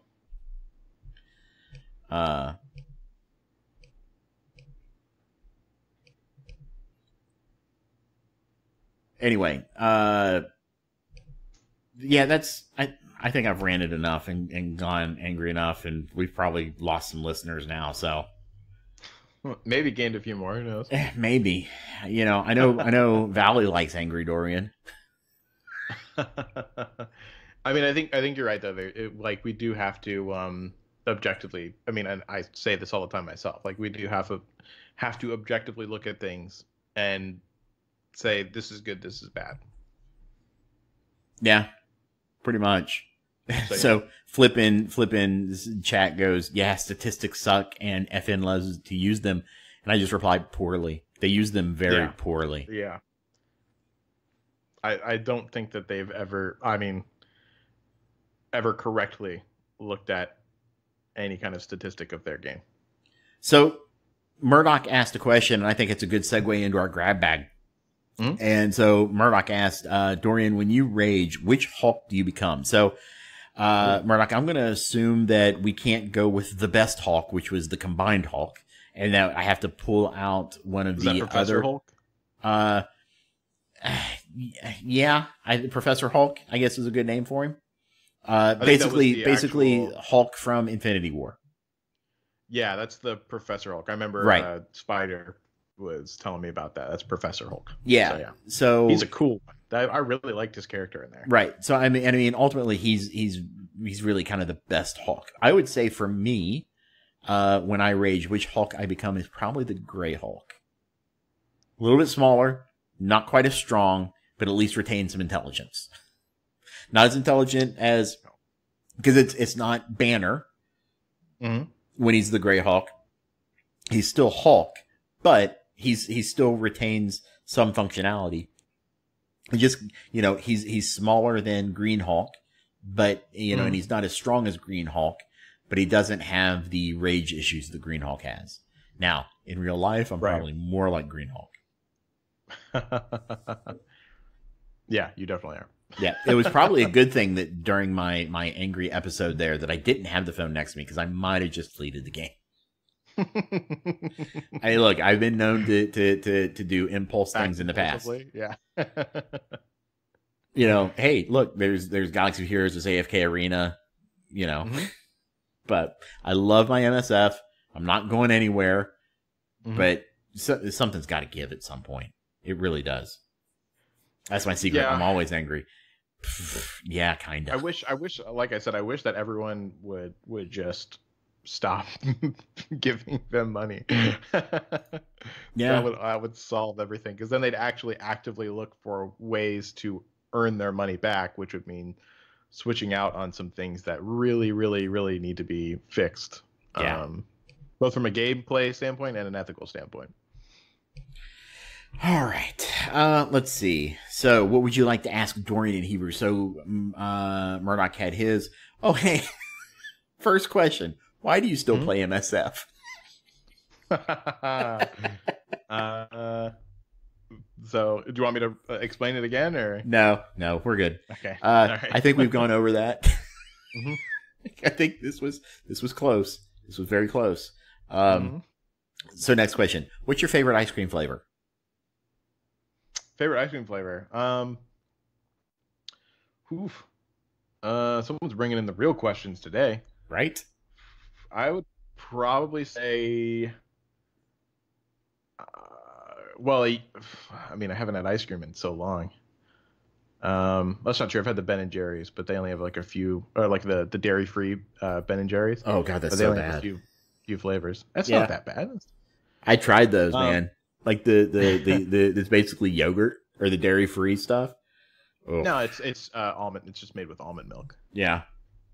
But yeah, I would probably say my favorite was cookies and cream. If cookies and cream wasn't available, a classic vanilla was definitely my favorite. Not a huge chocolate fan. So, you know what's really good with the classic vanilla or a French vanilla? Take a couple of tablespoons of peanut butter. Put it in a bowl. I love peanut butter, so and then put the French vanilla over top of it. Mm-hmm. Oh yeah, it's a little slice of heaven right there. I can give that a shot. I mean, I will say the best thing if I'm going to accompany my ice cream with anything, it's going to be a warm apple pie. Well, yes, that is always very good. My favorite ice cream flavor. It's a Cincinnati local shop called Grater's. I know they've got them here in Nashville. I'm not sure how far outside the Cincinnati market they go, but they have it's a black raspberry chocolate chip, and they make their ice cream in French pots. Okay, so it's really extra creamy, and and each pot will only hold a specific type of ice cream. So a pot that makes the like the black raspberry chocolate chip will so only you won't make get resin from anything else. Correct.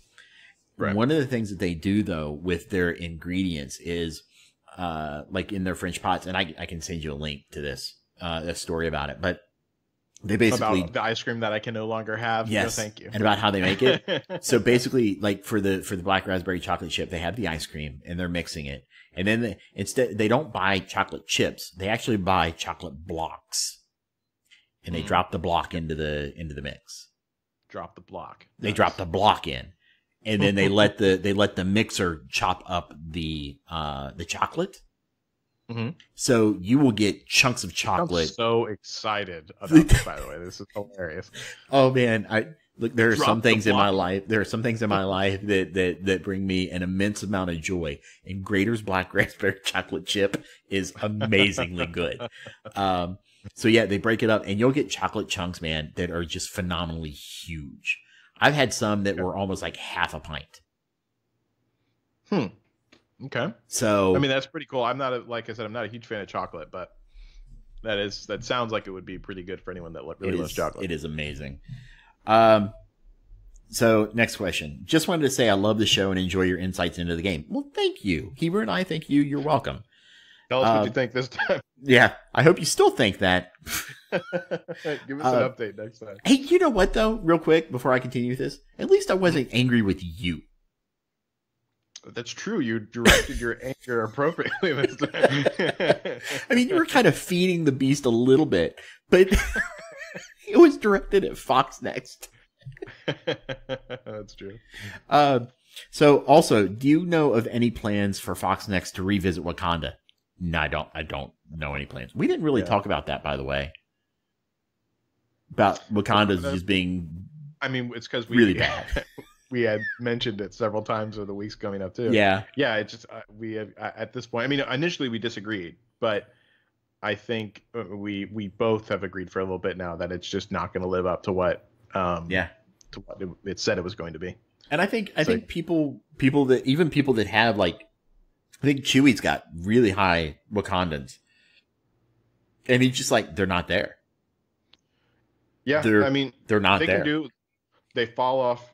This is from him because he's one of the few people that I know that does have a totally decked out Wakandan team. He says that they fall off like halfway through the raid really hard, and he said that if he could have all of his T4 materials back, he would do it. Yeah. So this person continues. I'm stuck at only 2 to 3 stars for most of them, and don't want to invest too much unless I can get them to higher stars. I wouldn't. I think there are other teams you could put them into. Menardians being one. Because even if you only have Minerva at like 2 or 3 stars, she is crazy good. She is so good. And that Menardians team. Now I'm getting ready to run an Ultima 7 tonight. Maybe tomorrow. I haven't decided if I want to live stream it or not. But I'm definitely going to record my Ultima 7 run with Menardians in my lane that I'm sharing with Muggin. Joy of joys. And you replaced me? That's poetic. No. I'm actually on a different lane. I'm in lane 7 now instead of lane 4. Oh, I see. Okay. At least for the Ultima 7 raid. Oh yeah, that's right. This is for the Ultimate 7. Right. You were on the same lane for a while on 6. Yeah, you and I were 4 and 5. Yeah. I think. Something like that. But anyway, no, the new guy did replace you. So I'm thinking about asking about maybe moving to a different lane. I'd like to try something a little bit harder. Right. But I just don't know if I'd put in the time commitment for the raids. And I go in, I auto. No, I'm really good. Like when they launch, I go in, I auto. And then I just forget to come back to it later. Yeah. Because I hate energy in raids. I really do. I think raids should just be, anyway, yeah. I just went, basically, in all reality, what I really, really, really want apparently is just Galaxy of Heroes with Marvel skin. I think so. I'd really love to have that because I just want that raid mechanic instead of the one we have. Truly, I just think that's cooler all the way around. I still hope that someday, listen to me, Fox Next, anywhere, if we could have some kind of Galactus raid that works the same way as how the Swoga raids work, that would be so cool. I think that would be epic. I would love that. Yeah, that would be really, really awesome. So yeah, I would to the person asking this question on the Wakandans, I wouldn't invest in them right now. They're just not there. They're not there. Yeah, I would hold off. Next question: do you lift, bro? Seriously though, how often do you work out? I used to lift all the time actually, but I like how I start off with "do you lift, bro?" Although I think it's supposed to be "do you even lift, bro?" But yeah, I'm just reading the question as written. Yeah. I used to work out all the time, but actually since I've gotten into podcasting, I have been incredibly lazy with it, and I've actually gained honestly 25, 30 pounds over the course of the past year, I'd say. And I blame that all on podcasting. So I probably need to get back to the gym because, yeah, I do prefer my body 30 pounds ago. I really enjoyed that. I wish I was back in the basic training fitness days. Oh, really? Yeah, it's. I'm still it's still fine. It's not terrible or anything, but yeah, I definitely have a little bit of belly now that I want to get rid of. It's funny. There's a lot of my friends that are now poking me in my belly because they're like, "Dude, you have a belly again." And I'm like, "Fuck." Yeah, I bike ride. I tried to hit it 3 times a week. I was a little lazy recently, but I just replaced the seat on the trail bike. So, that should hopefully help out a bit. Yeah. I just wanted to mention this, but sorry, go ahead. Go ahead. I'm sorry, I didn't know you were done. Well, I was just going to mention to Captain Murdoch saying maybe start a fitness podcast. Maybe that's something that Chew and I will both do, because he has a fitness or not a fitness podcast, but he has a fitness show that he does where he's trying to lose weight. And I actually, whenever I was in growing up, I was really overweight, and then in like early high school, I lost like 70 pounds and I got super lean, and went to the gym, worked out every day, got really cut, that kind of thing. But yeah, so it's been a while since I've gained some weight. So yeah, maybe that's something I'll do. Who knows? Maybe Dorian, you can lose weight with me. Yeah, maybe. So what's your favorite unconventional pizza topping? Unconventional pizza topping. I would say pineapple, but that's still pretty meta whenever it comes to pizza toppings. I'd say. Right. Certainly polarizing, but definitely meta. I don't get it on I don't get it on all my pizzas, but I don't mind it if it's on there, and occasionally I will have like a little inkling for it. I'm trying to think of something weird. I mean, okay, well, can I use not having a particular topping because I don't get cheese on my pizza? Well, for obvious reasons. Exactly, but I still eat pizza, and I actually really enjoy it. So it'd actually be weird going back to having cheese on my pizza. That's pretty strange, though. Like people are like, every time it's like pizza, you just have like bread with sauce on there, looking like an idiot. And yes. Yeah, I mean, it's becoming even more common. I mean, the pizza place that I go to, they have dairy-free options, vegan options, gluten-free options. So, my unconventional pizza topping, does a sauce count as a topping? Does the sauce count as? I mean, at Domino's they certainly count it as a topping. I mean, I would hope it. I mean, some places you pay extra for more sauce, so I guess that counts. I mean, I don't know if there's such a thing as an unconventional topping. I mean, I don't do anchovies. You know what? Hold on a second. I'm gonna pull up my Domino's app real quick. Figure out what all the toppings are. Yeah, really. You know what? It's our question. We're just gonna say pizza sauce. So I use a buffalo sauce instead of a classic marinara. Classic marinara sauce. Yeah. So our next question: why? Because Fox X, bro. Let's see. Which would you rather? The ability to speak to octopi or the ability to perfectly camouflage yourself as a cactus? What was the first part? To speak to octopi? Yes. Disguise myself perfectly as a cactus, I'd say. Nah, I'm going to speak to octopi. I want to know what's going on in those deeps, man. They're probably, I mean, they're even though they could do some pretty crazy stuff, they're probably just going to be like, blah, blah, blah. Like, they're not going to be able to form thoughts. Let's see. So. This isn't a question, but it's something that's going to happen. More Jovenshire impressions. No, that's Special wrong. mechanics. No. So you guys thought that the gamma raid was going to force Dorian to quit. It may be Dorian's Jovenshire impressions that are going to cause honestly, if there's anything that's going to cause me to quit, it'll probably be that. Let's see. With I don't know if I want to read every single question here, but with Phoenix being one of the supposed best characters in the game, do you think it's okay that she has red stars, or would it be better if she was like Ultron? I think it's okay. I mean, say the first part again. I missed that. With Phoenix being one of the supposed best characters in the game, do you think it's okay that she has red stars, or would it be better if she was like Ultron? I mean, I think it's I don't fine. think she's. Ultron's gonna get him eventually, anyways. Possibly, that'll probably be the next Darkness mode. But I mean, even with red stars, I don't think she matches Ultron. Let's see. I think that she does. But well, I mean, on a power to power level, but I think her utility. So. I don't know. I mean, Ultron revives, but I think Ultron's big thing is he gets those minions. They just do so much, right? Yeah, and that droid factory when that starts going. Yeah, exactly. Will you please make the point to explain to people that Rhino being a 10% drop rate doesn't affect the chance of someone pulling red stars for Phoenix? Done. How would you improve Josh Hawley's anti-surprise mechanic bill?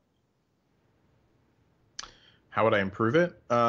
So if I remember correctly, he just wants to end all loot boxes. I was going to say that I have two versions of this, and just shameless plug again. You can come and listen to everything that we talked about for loot boxes specifically, and this at Porn and Politics, the podcast Porn and Politics.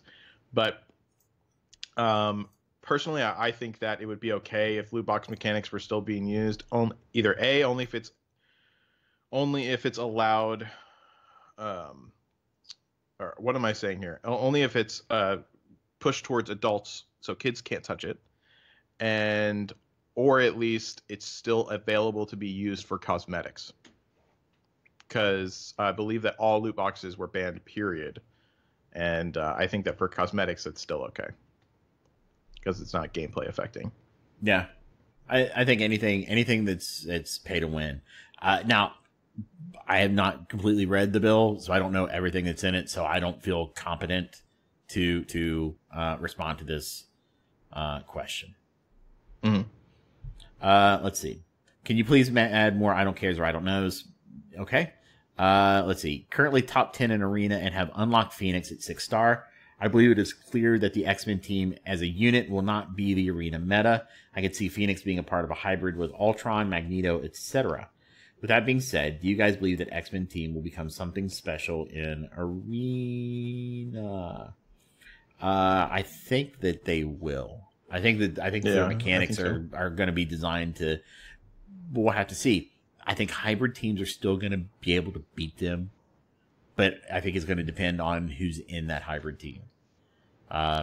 Yeah, I mean, a lot of it has to do with red stars too. A lot of it's going to have to do with red stars, and I think a lot of it's going to have to do with how reliant are you on Magneto. Yeah, are you do you have a debuff heavy Arena team? If you have a debuff heavy Arena team, I think that X-Men and potentially Sinister Six are going to be problematic for you. Yeah. I keep hearing back and forth about Wakandans maxed out. Who would perform better in raids, Wakandans or a best Kree team? Also, share your thoughts on Wakandans. I think we've hit that. As for who would perform better, I think the Wakandans are probably going to perform better than the Kree team. If they don't, that's definitely a really big problem. No, they definitely do. But I think we've kind of given our thoughts earlier. Look, they're good. They're not great. They're not the top tier raid team that we were promised. And I would even say that they're very good. Like, they're very good. They're just not like the number one, and they're not gonna destroy everything. Yeah, they're not gonna be like Fury was whenever Fury came out. Right, not at all. Which honestly is a good thing, but you can't sell them as they are the next coming. Exactly, that's kind of what they did. Let's see, is Cyclops coming to the game before the Fantastic Four? Maybe. At this point, yeah. Who knows? Who knows? I believe that they will, but I can't say for sure. Yeah, I mean, we may not see Cyclops until the second coming of Jean in September. Right. I mean, who knows? I mean, stability. I have a feeling that they're going to release him with Dark Phoenix on Blu-ray. That would make sense. Which, by the way, that got pulled from a lot of theaters. Did it? Yeah, by a lot. I mean, look, I'm gonna buy it just because that's me. But I'd heard that it was pretty bad. No spoilers. Yeah, no. Because we actually, when my boys were down, Tuesday, Wednesday, we actually watched all the new X-Men. Oh, really? Yeah. So, I mean, honestly, Days of the first two, I guess, First Class and Days of Future Past, those were great. Oh, they were fantastic. Apocalypse dropped the ball a little bit, but I thought dropped the ball hard. Nah, I don't know. I don't like the guy who plays Poe. Traitorous mutineer. He should have been shot. Sorry. Look, if I've got one beef with The Last Jedi, it's the fact that Poe survived. Poe should have been shot for mutineer. Anyway, I had a lot of problems with that one, but yeah. Well, they shot Poe as a mutineer like they should have. Things would have been much better. Let's see. If they just didn't have that, if the purple-haired girl in the first place would have just told everyone the plan, there was no point in her hiding it. You don't know the. Oh my god! And it's Just such moving. a millennial response. Keep moving. Just keep moving. Okay. Let's see. Does he realize the number of bugs crawling him right now that are invisible to the naked eye? I shouldn't have read that one out loud. If you could remove any one resource bottleneck in MSF, which would you choose and why? Gold. Red stars. Is it our red? Yeah, I guess Yeah, I could see red stars as a that. resource bottleneck. I'm changing my answer. I didn't think of them as a resource bottleneck, but sure, I'm going with red stars because red stars. Yeah. Let's see. If you had to level vision or jump off a, just kidding. What's your favorite team to play right now? Everyone's probably gonna laugh at this, but for me, it's probably Kree. For some reason, I find them like a lot of fun to play. I have no idea why. They're not that good, but I really have a good time with them. For me, there's actually a couple. So I'm really enjoying the power armor, but I've also created a brawler team that's a lot of fun based around Captain Marvel and Captain Marvel, Miss Marvel. Marvel Mania, basically, and it's a lot of fun to play. Yeah. Let's see. You drive up to a green stop sign. What do you do? I drive up to a green stop sign. What do I do? Yeah. I still stop. Right, it's a stop sign. I stopped. Yeah. I don't know. I mean, it'd be weird. I'd be like, why the hell is this thing green? Right. Yeah, I'd still stop. Which Pokemon best embodies you as a person? The most powerful Pokemon in the world. Yeah, I'm right there with you. Have you guys ever? No, I actually want to answer this. Okay. I actually want to answer this. Okay. So I love. Well, okay. There's like 3 answers to this, but Psyduck, because my headaches. He has headaches constantly, as do I. So a little bit of Psyduck. Snorlax is my spirit animal, I think. So, Snorlax. As someone who's trying to communicate with you, yes. and then I also love to dance to a little music, so that's also Snorlax. And then, but for everything else, Mewtwo, for sure. I mean, you just go with the most epic legendary. Exactly, that's me. For me, I don't know the Pokemon that well. You're a... Keep going. Yeah, okay. Have you guys ever been in a fist fight? Yes. I've never been in a fist fight. I've never been in a fight in my life. I'm honestly way too, like, this sounds like a humble brag or something, but I'm way too chill. Like, I think only like 3 people alive have seen me angry. I don't get like angry, and like I've never met anyone that wants to punch me at all. So I don't know, but I've never been in a fight. For some reason, I get it frequently. For you, Dorian, that's not the same situation. For some reason, I get it. I get people wanting to punch me frequently. Huh. Yeah. Something's so wrong with them. Let's see. Talk about X-Men all being boosted and Rhino not anticipating. Nah, we talked about that. Actually, was there anything you wanted to comment on that one? On the fact that all the X-Men were boosted instead of just Phoenix and Rhino's Red Star Orb boost was not disappearing? No, I think you covered it really well. So I think it's fine. What hybrid arena team do you recommend using Phoenix? Using in Phoenix. I don't know. I'm still reserving judgment on it because I haven't seen too many of them yet. Yeah, I mean, the one I posted was pretty good. But yeah, that's true. That was a 300k team because, 6 Red Stars on everybody. I mean, honestly, take Phoenix, take Ultron, and, add any other 2 you want. Yeah. Dorian, we haven't gotten a lot of lore breakdowns like before. Why? I missed them. Honestly, you were the first person that said that. I've debated transitioning them to video with some graphics. And because they were, you and I had talked a lot about them. You felt they were very dry, right? So except for the one that I put music behind, but I'm not doing that for everyone.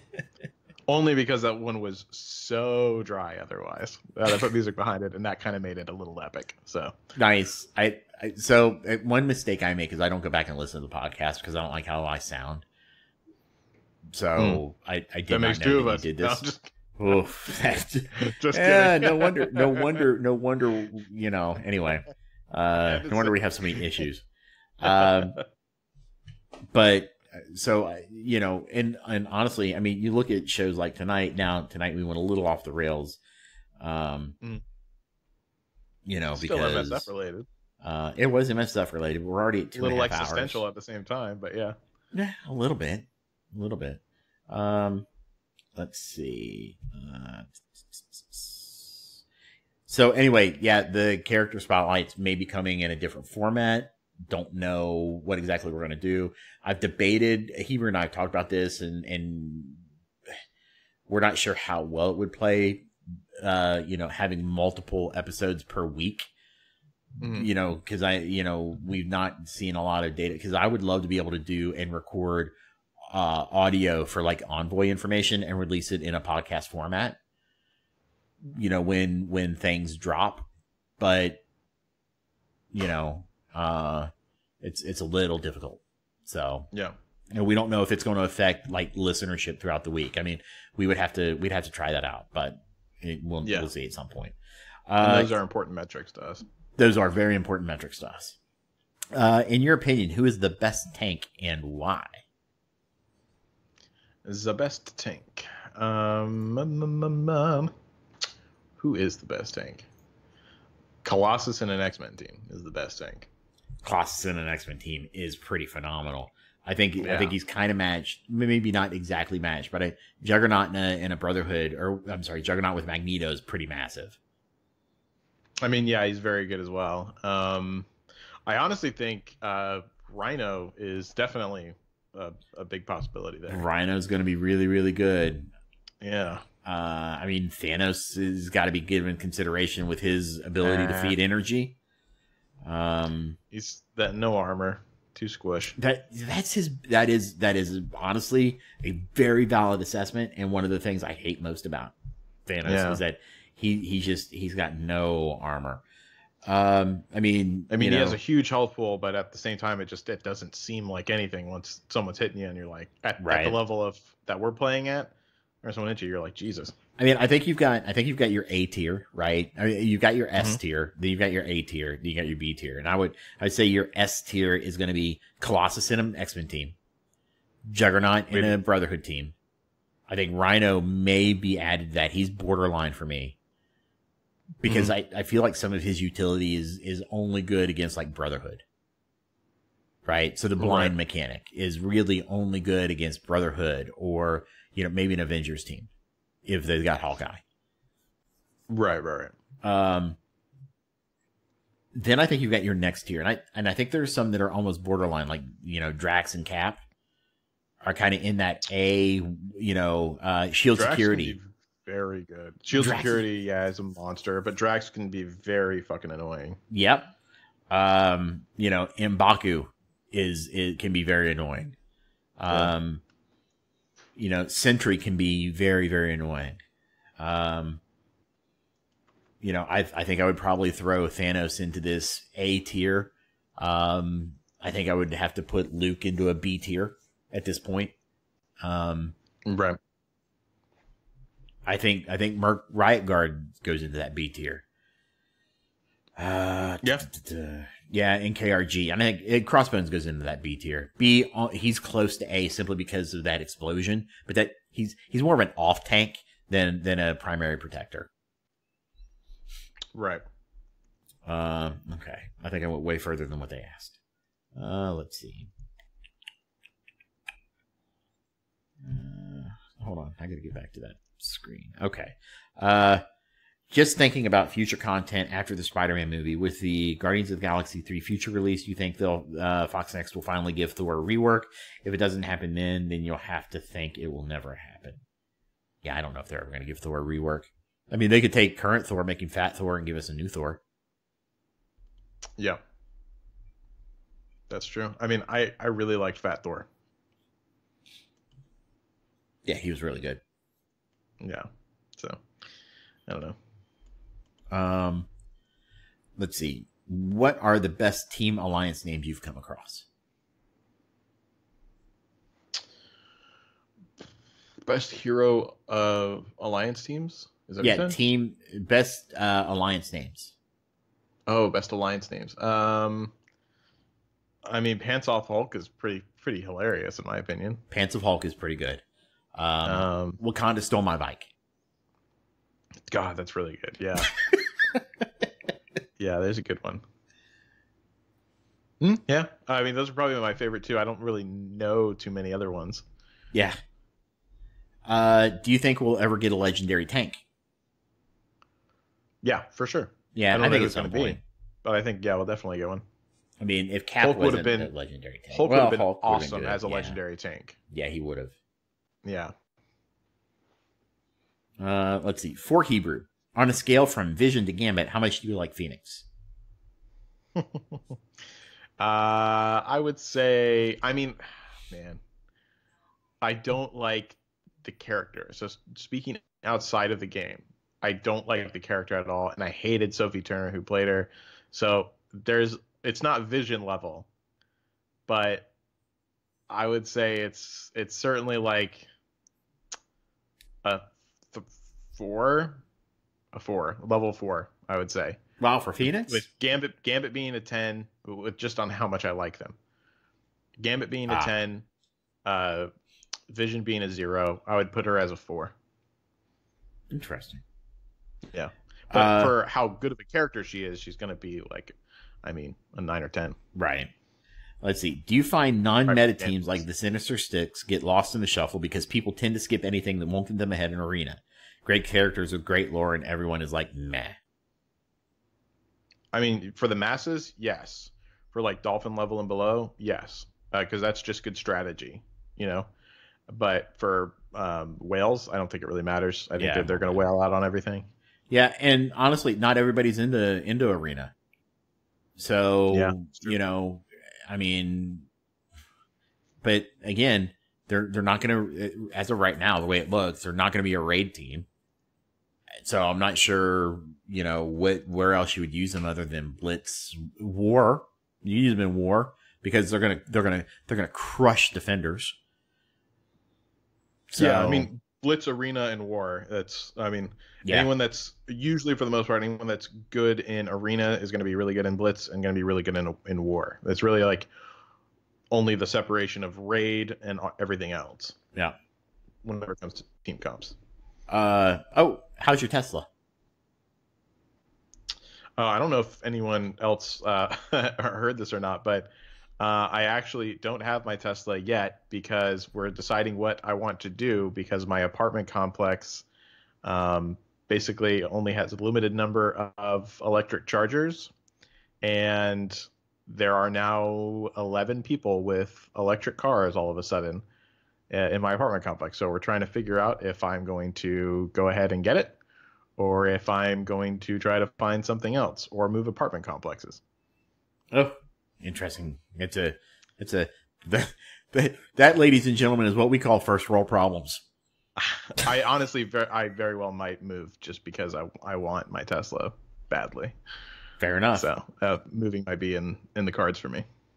Hey, stupid but serious question. Fox Next decided to troll me with my first 6 red star, giving me aim monstrosity. Congratulations, sir. Or madam. Looking over my aim team, I also have 5 on Assaulter, 5 on Infector, 4 on Security, and 4 on Researcher. Should I consider working on this team in hopes of at least a Kree level rework? Oh, may I? Sure, go ahead. Yeah. Okay. Not too heavily. Honestly, look, I think that what you've got here is a very crazy war defense team that people are going to really underestimate. I did not see, obviously, Scientist Supreme on this list. So that would be really tough. Of those that you listed, you know, between Monstrosity, Assaulter, Infector, Security, and Researcher, Researcher is the one to drop out and drop Scientist Supreme in with. And I think the rest are really going to do extremely well because, look, a 6 Monstrosity and a 5 Assaulter are going to be laying down some serious damage. Now, it's going to take them a while to get there. That's the problem. But in war... If they all don't die beforehand, yeah. So, I mean, a lot of people say that, but, I mean, Monstrosity's got some highest armor in the game. Buffs. But in war, there are the external buffs. Yeah. And I think that a boosted defensive team like this in war would be surprisingly good. So while I would not recommend working on them as a focus, if you have some spare time and you got spare resources, first of all, I'd like to know what you're doing. But second of all, sure. I mean, a little bit of work into them would be fine. Because you never know. They might do an aim rework to do MODOK. Or maybe they'll do an aim rework to get Red Skull. Who knows? I gotta say, I can't wait till something like that happens. As the not so proud owner of a 7-star Scientist Supreme, I am waiting for them to touch anything. You got a 7 red star on the best one. I know, and that's good. But it's also kind of like the flagship for the shittiest team in the game. So, yeah, I still think Hydra takes that cake. I think it could go either because they don't have a leader. Which is why they are one of the shittiest teams in the game.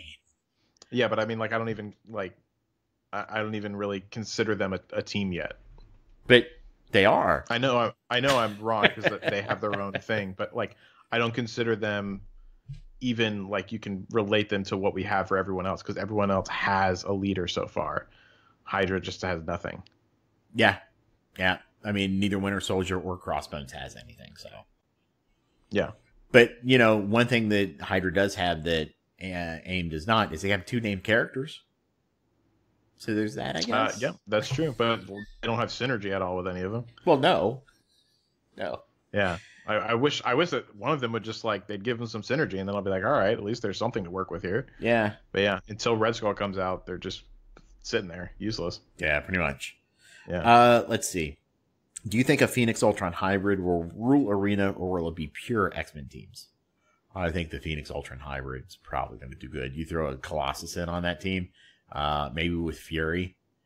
Hybrids are going to rule that team. I think hybrids are really going to rule that because I think there are some really good characters out there. I mean, so just spitballing here, right? Phoenix, Colossus, Ultron.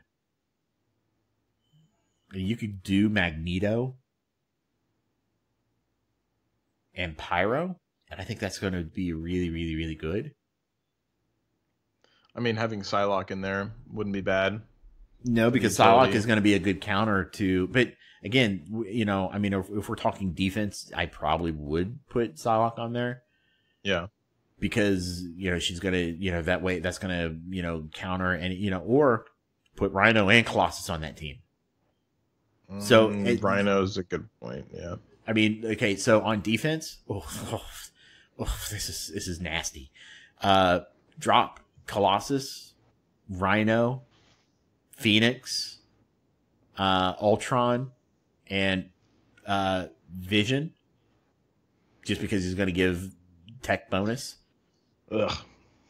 I know, but he'll protect Ultron and let them go to town. That would be a crazy defensive team. In fact, you could probably just run those 4 and leave Vision off. And between Rhino removing blinds and Cyclops taunting for 1,000,000 turns, that's going to be crazy. That would be a crazy defensive team. The one character that I absolutely despise turned into one of the best characters in this game.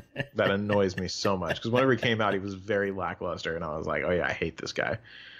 And then they had to turn him, of all people, into such an amazing character. So I'm gonna help you with your Vision hate, right? I'm gonna help you with this. I can.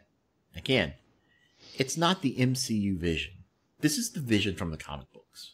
Doesn't matter. It does. It does. Because the vision you hate. No. The vision you hate is the MCU vision. Right? Mm-hmm.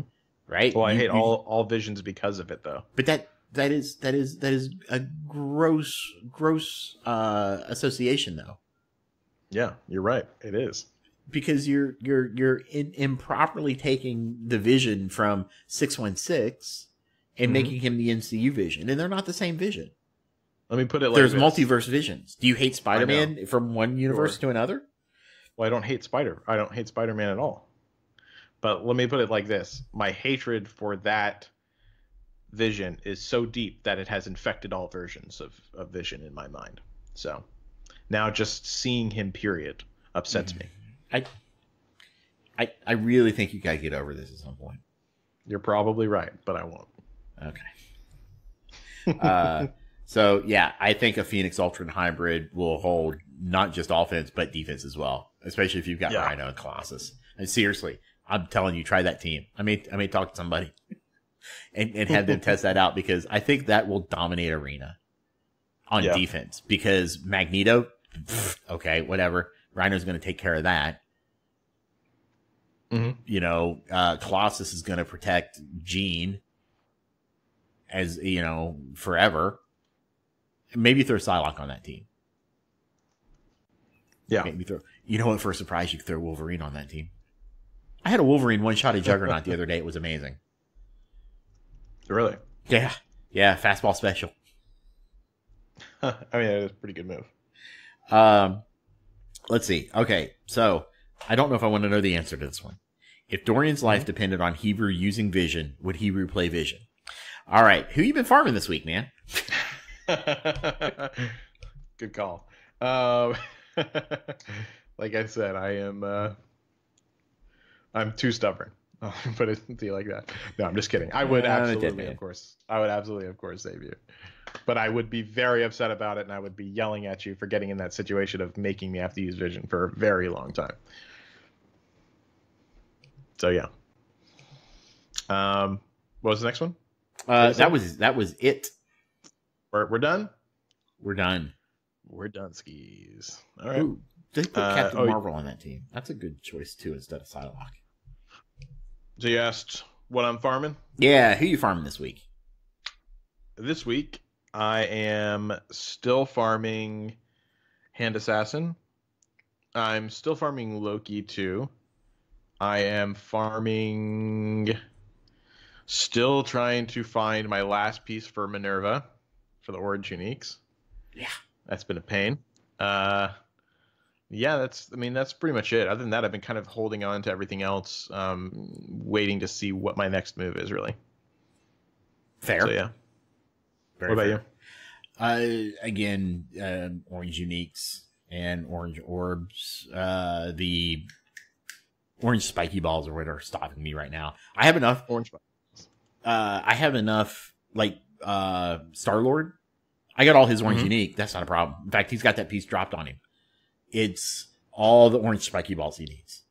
And I'm just like, oh my God. Right. Because Minerva's right there with him, too. I need like 60 of those things. Yeah. So. I feel you. Yeah, oof. Yeah. So, other than that, character-wise, I got Miss Marvel to 7-star finally, so that's cool. So that farm's done. So Groot's a daily farm, Loki's a daily farm, and Vision's a daily farm. So I hit those guys every day, and I'll probably be hitting them every day for the next year or so. Let's see. All right. Well, Hebrew, this show went much longer than anticipated. Yes. I was like, man, I really want to keep this down to like an hour 45 or so. Yeah, we're at 2:45 right now. God, no. Yeah. Yeah. So in this episode exclusively, I will say I think a little bit of it is my fault, but yeah. Hey, I could have not taken the bait. I was trying to make sure that you still stuck around. So I was gonna.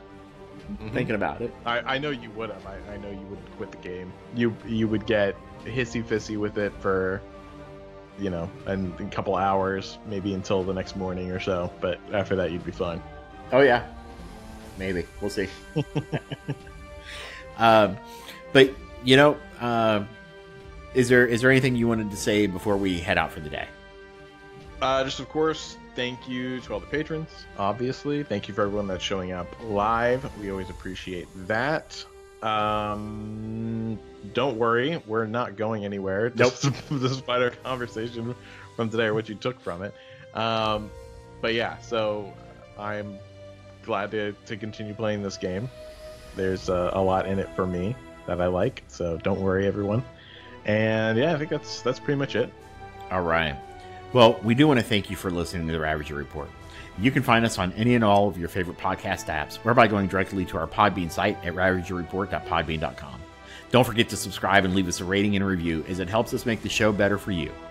You can find us on Twitter at RavagerRepo and join our Discord channel at discord.me/Ravager Report.